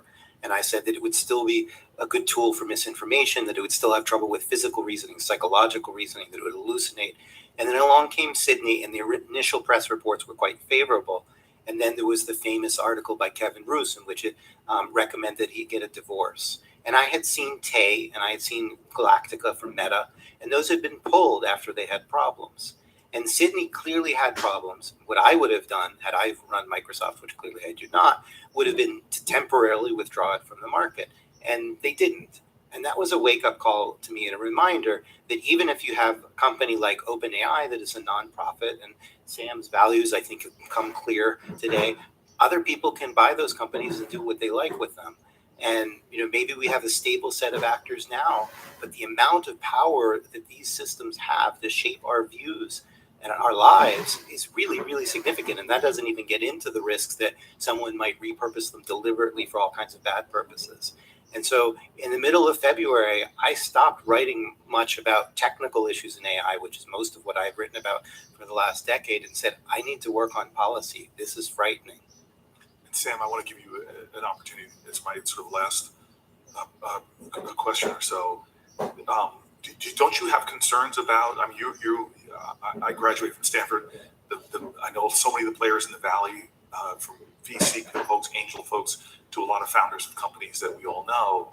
Do you have some concern about a few players with extraordinary resources and power to influence Washington? I mean, I see us.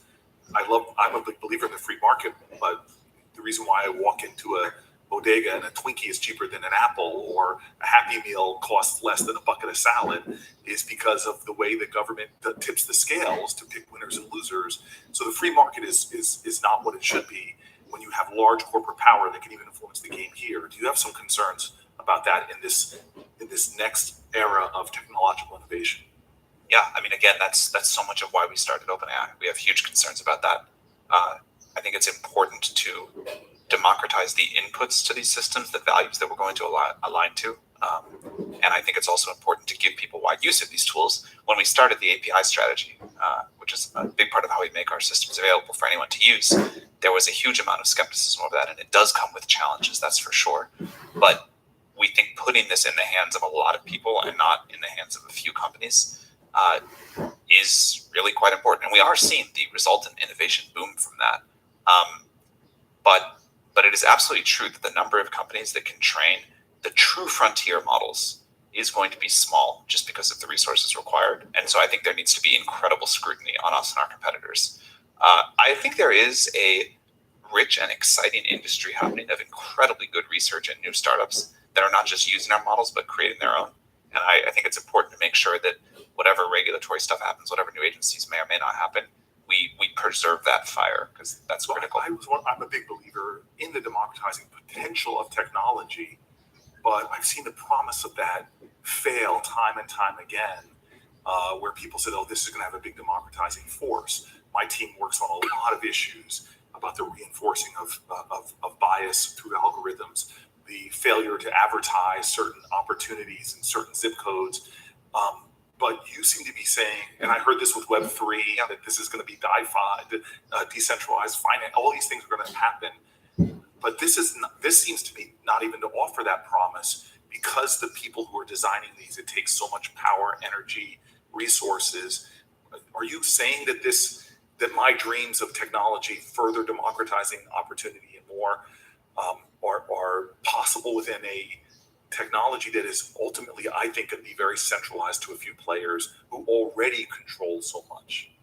So this point that I made about use of the model and building on top of it, this is really a new platform, right? It is definitely important to talk about who's going to create the models. I want to do that. I also think it's really important to decide to whose values we're going to align these models. But in terms of using the models, the people that build on top of the OpenAI API do incredible things. And it's, people frequently comment, like, I can't believe you get this much technology for this little money. And so the companies people are building, putting AI everywhere, using our API, which does let us put safeguards in place, I think that's quite exciting. And I think that is how it is being not how it's going to be, but how it is being democratized right now. There is a whole new Cambrian explosion of new businesses, new products, new services happening by lots of different companies on top of these models. So I'll say, Chairman, as I close, that most industries resist even reasonable regulation, from seatbelt laws to, we've been talking a lot recently about rail safety. That the only way we're going to see the democratization of values, I think, while there are noble companies out there, is if we create rules of the road that enforce certain safety measures like we've seen with other technology. Thank you. Thanks, Senator Booker. And I couldn't agree more that in terms of consumer protection, which I've been doing for a while, participation by the industry is tremendously important, and not just rhetorically, but in real terms, because we have a lot of industries that come before us and say, oh, we're all in favor of rules, but not those rules. Those rules we don't like. And it's every rule, in fact, that they don't like. And I sense that there is a willingness to participate here that is genuine and authentic.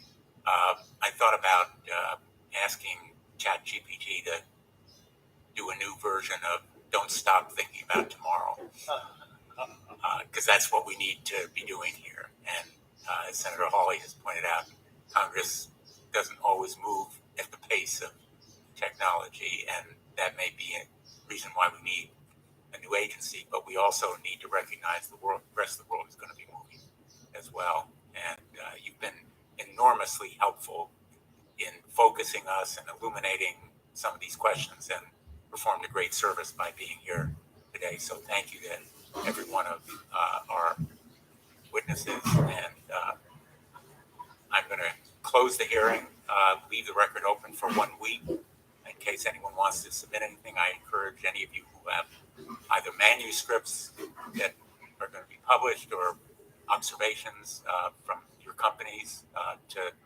submit them to us, and we look forward to our next hearing. This one is closed.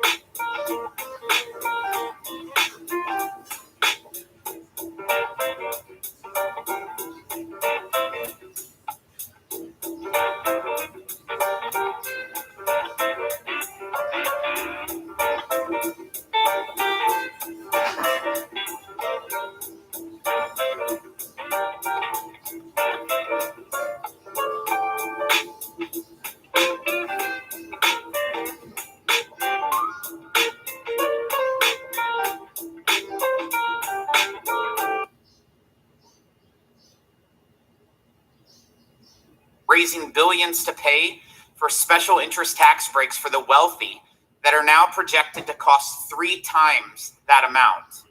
Now the IRS is dedicating billions to support these green corporate handouts.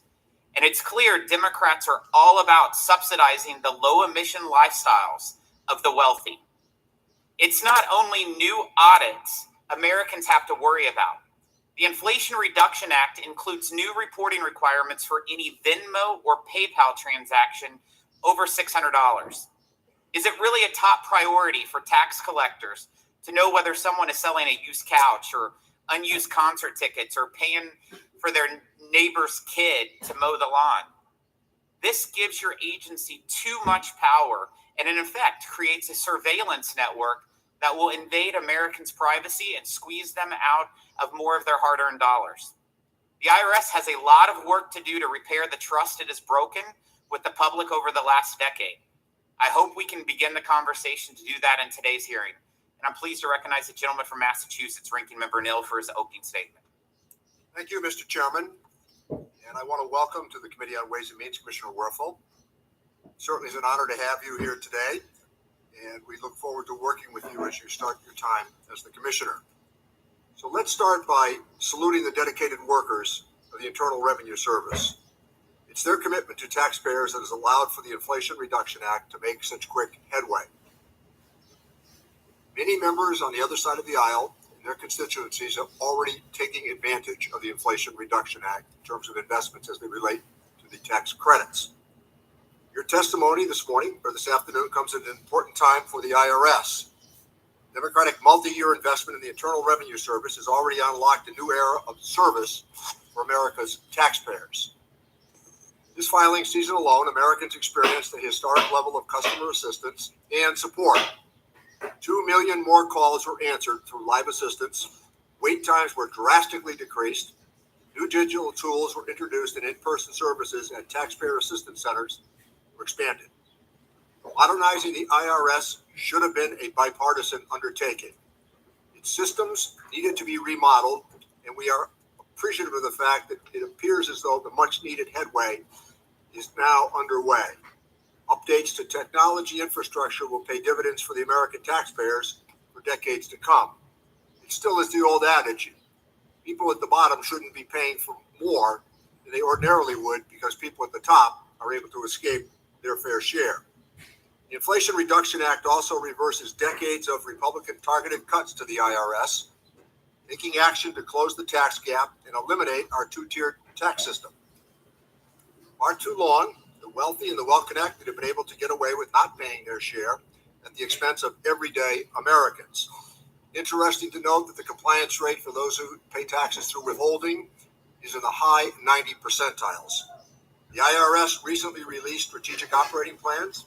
It's a strong blueprint for bringing our historic legislation to reality. Soon the IRS will be better equipped to ensure that the top 1% of those who avoid the tax system will be held accountable. Once again, the contrast between our achievements and the extremism of the other side could not be more clear. We have pushed for decided action to regain taxpayers' trust and build a fairer tax code. And just yesterday, our colleagues on the other side doubled down on undoing this progress, thereby adding to the deficit.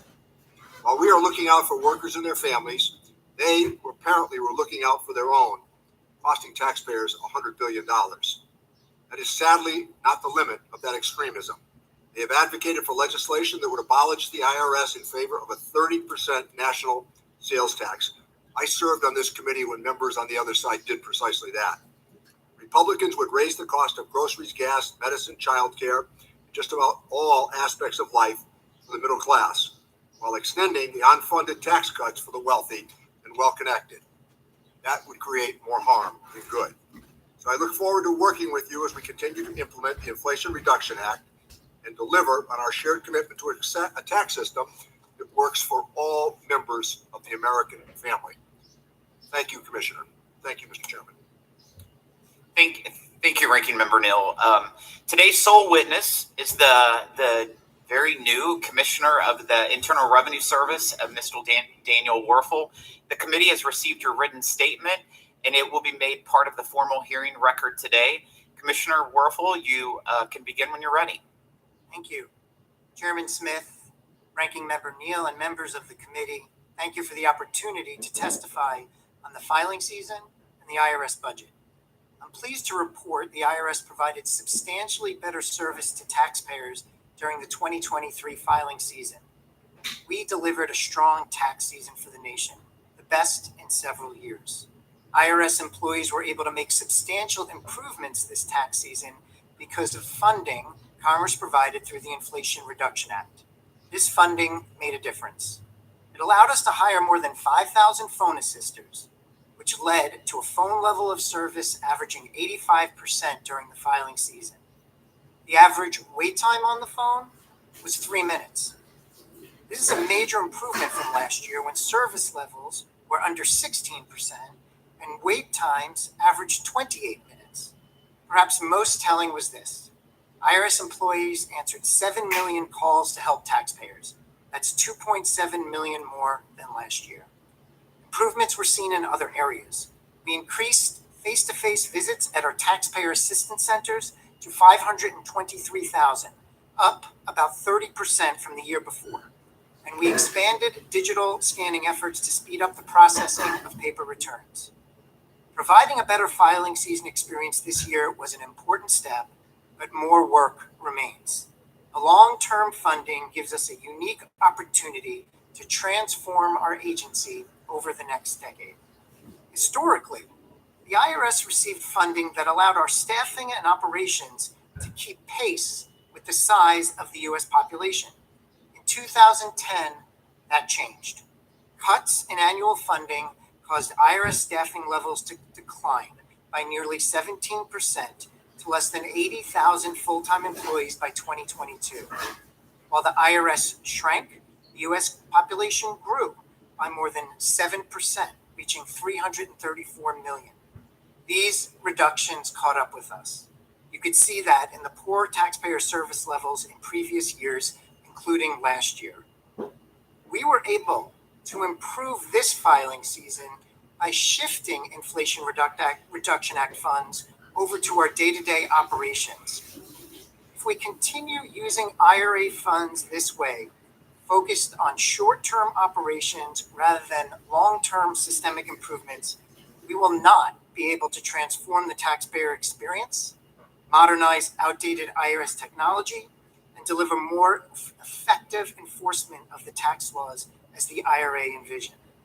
The IRA funding was designed to restore IRS core operations and prepare the agency to serve the nation in its future. But that work is outside of our base funding levels. That level of funding, which is $12.3 billion for fiscal year 2023, has not materially increased since fiscal year 2010. In fact, in real terms, we are 33% below our funding level in FY 2010 if we had just received inflationary adjustments. It's not enough resources to fund a tax system in an economy that grows in size and complexity every year. So I ask for your help to build on the remarkable progress we saw this filing season by supporting the $1.8 billion in incremental discretionary funding requested for fiscal year 24. This funding will enable us to maintain our current performance in the next filing season while allowing us to use IRA resources as Congress intended to modernize our operations so we can sustain and improve our service to taxpayers into the future. Our strategic operating plan lays out in detail our path forward, describing how we will improve all aspects of our operations. The plan, which I call our public to-do list, lays out more than 200 projects for improvements for taxpayers, tax professionals, and IRS employees that will transform our work on the phones, in person, and online. IRA funding also gives us an important opportunity to improve enforcement efforts to promote fairness while respecting taxpayer rights. The agency will follow Secretary Yellen's directive not to raise audit rates above historic levels for small businesses and households making less than $400,000. I want to be crystal clear. We are not increasing audit rates for hardworking taxpayers making under $400,000. That is my pledge. There is no new surge of audits coming for workers, retirees, and others. We have plenty of other areas we need to focus on. I am optimistic we can build on the accomplishments of this filing season.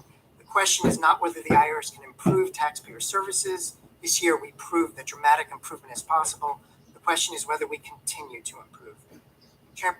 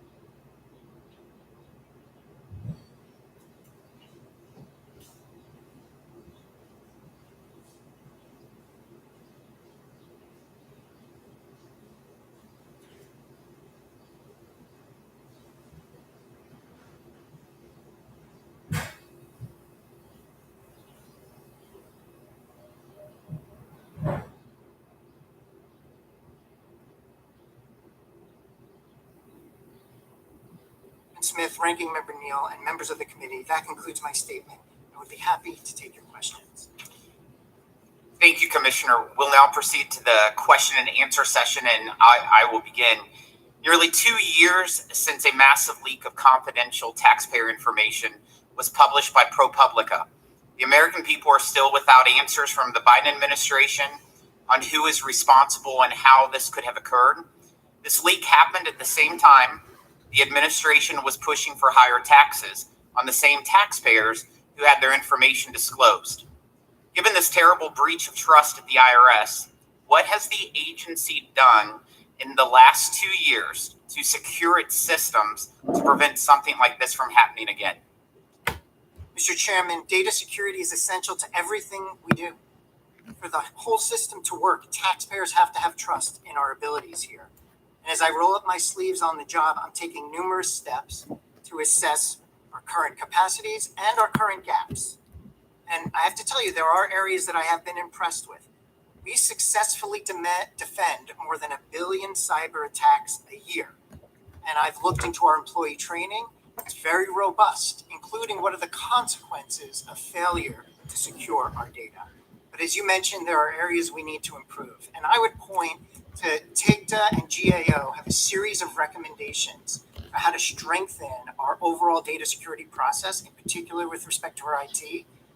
And underfunding is one major reason why we don't have an A on that report card. But with funding under the IRA and with renewed purpose around data security and IT modernization, my objective is to get that A on the report card for those TIGTA recommendations and those GAO recommendations. Let's get the A, Commissioner. Absolutely. As we discussed previously, we set up an online whistleblower portal for IRS personnel wishing to share information with the committee. I continue to urge you to let your employees know about the portal. I believe it will encourage agency personnel who witness wrongdoing to come forward.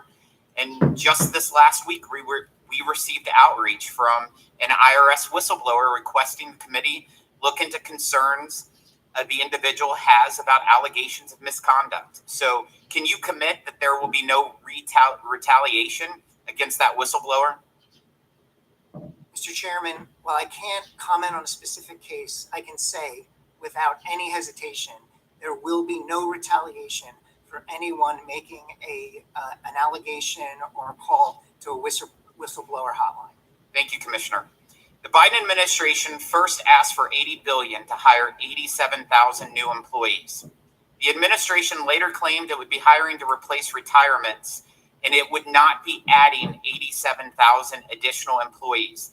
However, the information you released related to how the agency will spend the funding shows 30,000 new employees in just the next 2 years.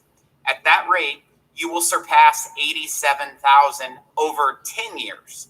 Can you clear up the discrepancies here? And right now, you have 85,000 employees at the IRS. How many total employees do you intend to have working at the IRS in 10 years? Mr. Chairman, as I told the Senate Finance Committee last week, we are working on a final set of estimates for that, and I'll have that information, the full 10-year view of the hiring plan within the next few weeks. I can clarify a couple of things, though, about your question, which is one important point is also to recognize the attrition that we have. Through 2024, 16,000 IRS employees are expected to retire. So this is not all about plussing up IRS staff. We are also making up for the staff that we're losing to retirements and other attrition. The other point I want to make about staffing increases is that staffing increases are necessary to keep pace with the tax system that we have today. You know, in my opening statement, I talked about the rise in the population, the rise in the number of filers, the rise in the complexity of the tax law. That means we get more phone calls to our call center. That means we get more people walking into our walk-in centers. And if we don't have the staff to meet them, answer their questions, then we're failing the American people in doing our job to serve them. And on the enforcement side, just one more point. Today, we have 2,600 IRS employees that are responsible for assessing the most wealthy taxpayers, the most wealthy filers. That's individuals, large corporations, and complex partnerships. There are roughly 390,000 of these wealthy taxpayers. I'm not talking about $400,000 a year. I'm talking about $10 million a year. I'm talking about $10 million in assets. I'm talking about, for these large corporations, $250 million in assets. For the very top of our income strata, 390,000 filers, 2,600 staff. And as a result, we've seen a dramatic decline in the audit coverage of our wealthiest filers. And when you see our staffing numbers over the next 10 years and you have them through the 3-year window, I ask you to think about what we're doing is closing the gap when we talk about enforcement between those 2,600 employees and the 390,000 of our wealthiest filers in America. Spectrum One brings you seamless connection. Get Spectrum One. You won't be stressing without hassles, download speeds. Switch right now. Come join the One. In regards to your comments earlier about not increasing audit rates on people making less than $400,000 a year, there's been a lot of statements from Secretary Yellen that says that the audit rates will not be above that of the historical audit rates, which was 2010 was the peak. When you say that there's not going to be an increase in audit rates, are you referring to the audit rates last year or the historical, like what Secretary Yellen has said? Let me provide some clarity on that, Mr. Chairman. Here's where I'm at on this in consulting with Secretary Yellen and her team. We have a lot of work to do over the next few years. We're going to be focused completely on doing what I said earlier, closing the gap between our staff and the enforcement we need to do with our wealthiest. What that means is the audit rate, the most recent audit rate we have, that's complete and final, is 2018. That is the rate that I want to share with the American people. The audit rate will not go above that rate for years to come. Because for the next several years at least, we're going to be focused on the work that we're doing with the highest income filers. Now, once we start and reconsider that, because the 2008 rate is so low, it's not anywhere near the historical rate. If you probably looked at the years and said, wow, the historical rate's a lot higher than the rate in the most recent years. So even if we did start increasing our audit footprint a few years from now, then you're still not going to get anywhere near the historical average for quite some time. So I think there can be assurances to the American people that if you earn under 400,000, there's no new wave of audits coming. The probability of you being audited before the Inflation Reduction Act and after the Inflation Reduction Act are not changed at all. The Inflation Reduction Act spends $15 million to pay for a supposedly independent analysis about the feasibility of setting up an e-file system through the IRS, which would essentially make the agency the American people's tax filer, their tax collector, but also their auditor. Asking the IRS to do your taxes is like asking your kid to guard the cookie jar. The temptation to take more than their so-called fair share is too much. Nevertheless, you all choose to hire an organization, New America, and a tax attorney, both of which have stated their support for establishing such an e-file system. How are we to expect this will be an impartial review if those in charge of it are already committed to seeing it happen? Thank you for the question, Mr. Chairman. When I arrived at the IRS, I learned that we have this study that's mandated under the Inflation Reduction Act to study direct file option. I want to stress the word option there because I think the important thing is whether we go forward with a direct file solution or not, and if we were to, it is an option for taxpayers. If they feel concerned about engaging with the IRS in a direct file solution, they don't have to do it. There are other ways to engage with the IRS. And that's, by the way, part of our hope and our vision that we will meet taxpayers where they are. If they want to file in paper, we're not thrilled with it, but we'll be ready for it. If they want a fully digital experience, if they want to work with a third-party servicer, we want to accommodate that. They currently don't have a direct file option. So my understanding from the Inflation Reduction Act is to study it and see if it's viable. The report's not done yet. It will be done by mid-May. And I understand, Mr. Chairman, that that you have a keen interest in seeing what this report says. I will make myself available once the report is out to answer any questions that you have. I'm happy to come back to this committee and testify on it.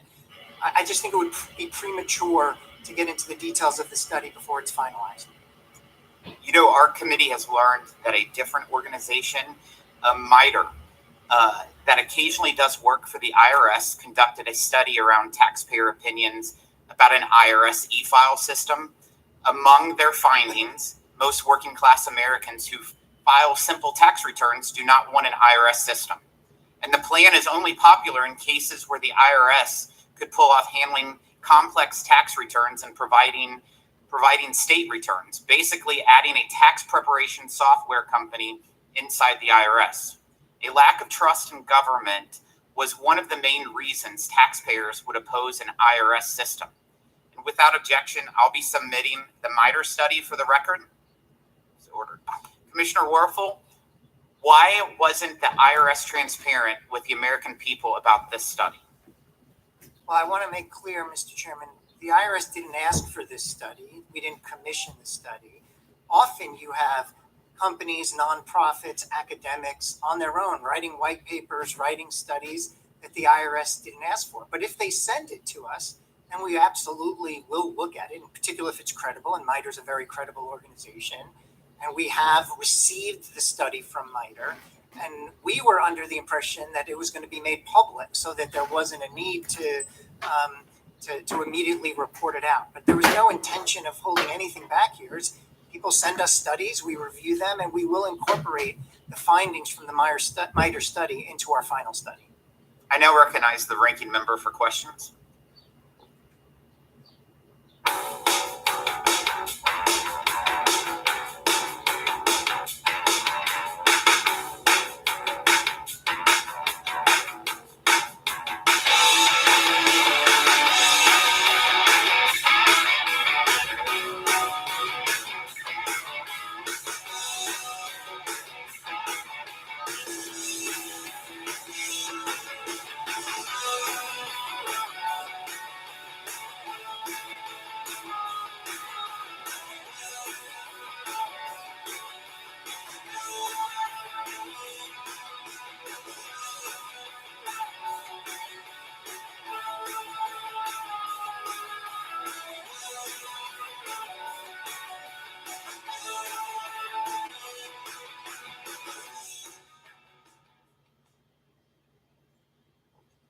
Thank you. Commissioner Werfel, there have been a lot of false claims made about who the IRS will audit. I know you attempted a few moments ago to address some of that. But with the additional money from the IRA, how many armed revenue agents will be hired to accomplish these audits? None, sir. That's what I thought. So let me go over some other facts here. Last year, Secretary Yellen sent a letter to then Commissioner Reddick, a Republican, directing that none of the additional money provided by the IRA would be used to raise the historical audit rates on families and small businesses making under $400,000 a year. The former commissioner also sent a letter to Congress reiterating this fact. Without objection, I would like to enter both letters into the record. So ordered. Thank you. Commissioner, do you stand by the letter sent to Congress from Commissioner Reddick stating that audit rates will not rise relative to recent years for households making under $400,000 a year? I do. Commissioner, with the additional money provided by the IRA, does the IRS plan to hire 87,000 revenue agents to carry guns to audit families and small businesses? We do not. Thank you. Commissioner, Americans are very tired of the two-tiered tax system that allows the wealthy and well-connected to play by one set of rules, while those who use withholding, they play by another set of rules. I have consistently stated that repealing the IRA additional enforcement funds will let the wealthy, large corporations, and tax dodgers off the hook. Last year, the committee reviewed the IRS mandatory audit program for presidents and found that it was not working as intended for a former president who operated a complex web of more than 500 businesses. Given this program, the fact that it was not working, how can we be certain that audits for other wealthy individuals are taking place, and how would the additional enforcement monies be used to assist the IRS with auditing complex returns? Congressman, as I said earlier, the first thing that concerns me is the chasm between the number of IRS employees we have today to assess the number of high wealth filers that are out there.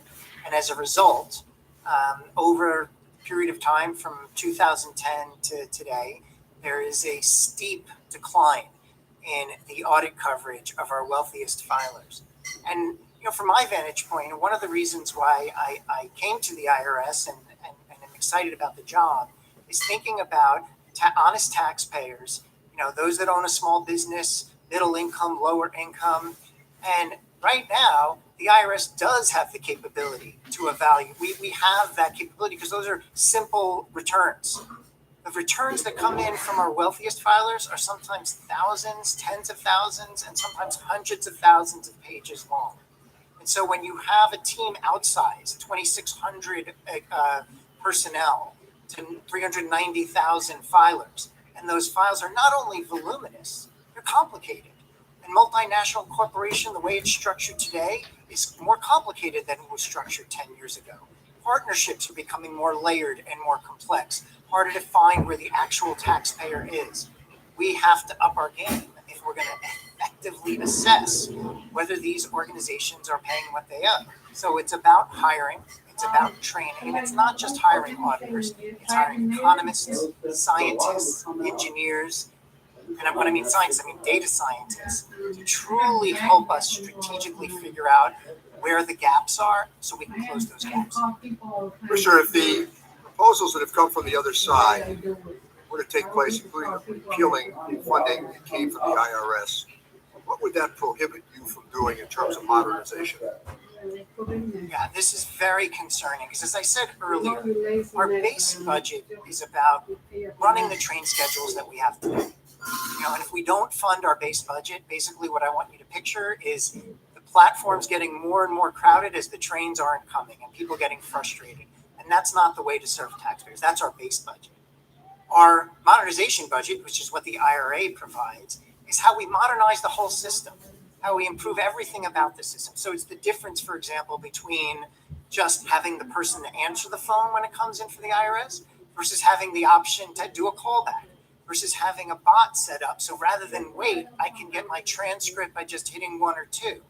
It's the difference between just basic services and advanced services. And one of the concerns that we should all have, if you're a taxpayer, you should come to the IRS, which you're required to do to pay your taxes, and get the same level of functionality that you would from a bank, from an airline. And right now, because of steep cuts in our funding, we're not up to snuff with what taxpayers can see around the corner at their local bank.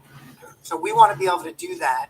There's other, and I know I don't have enough time, but there's other ways we can spend the modernization money that is in the benefit of taxpayers, including securing data and including, as I said, you can go to sleep at night knowing that the IRS has the capability to assess the wealthy in the same way we can assess middle and low income because we've built that capacity. Thank you, Commissioner. Thank you, Mr. Chairman. Mr. Buchanan is recognized. Thank you, Mr. Chairman and Commissioner. I know you're new on the job, and I guess the acting commissioner for about 6 months. 8 months in 2013, sir. But let me just mention, there's just a lot of misinformation out there and disinformation, whatever you want to call it. You know, they've got a budget. They originally set up an additional $80 billion, and now they're talking about another $43 billion. How do you distill that down? Where is the money going? And I just got to tell you, you got to do a much better job in terms of communicating that, because the taxpayers want to know. I'm telling you, my district, but across the country, they want to know where the 80 billion plus another $43 billion would go, and you'll be the one to decide that. Yeah, I would love the opportunity, and I appreciate the feedback of how we can be more effectively communicating the budget. So let me take a moment. What we're asking for in 2024 is $1.8 billion. That's what we're asking for on top of the base budget that we already have. And again, that's just to keep the current train schedules on target. What does that additional $1.8 billion do? About $1 billion of it is more people to man the phones, more people to process transactions. And then about 800 million is mostly inflationary adjustments, pay increases. It's a large organization. How much of that, the recruitment and stuff, is going to go into auditing? What's the percentage there? For that, it's mostly taxpayer services. What we need in terms of more people. I can get you specifics on the percentage breakdown. The 43 billion metric, I just want to make sure is understood. What we're asking for in 24 is 1.8 billion, and that's really all I want to stand here and defend. Most of the money that's in that 43 billion is either already in our base or is way out in 2030, 2031, because as we move forward, there's a lift that occurs. Let me mention the reason I say that, because one of the commissioners in the past, I chaired oversight, we had a frank discussion. He brought up the idea, for every dollar that you invest, we can get you back $5 or $6. It set with me the wrong way. So I just want to make sure we're kind of get a better understanding where the dollars are going, so we've got a better sense of that. The other thing is, some groups outside, conservative groups, I would say, are estimating that, people under 400,000, there could be as many as 650,000 audits. Do you have any sense of that, or is that something I can get to you?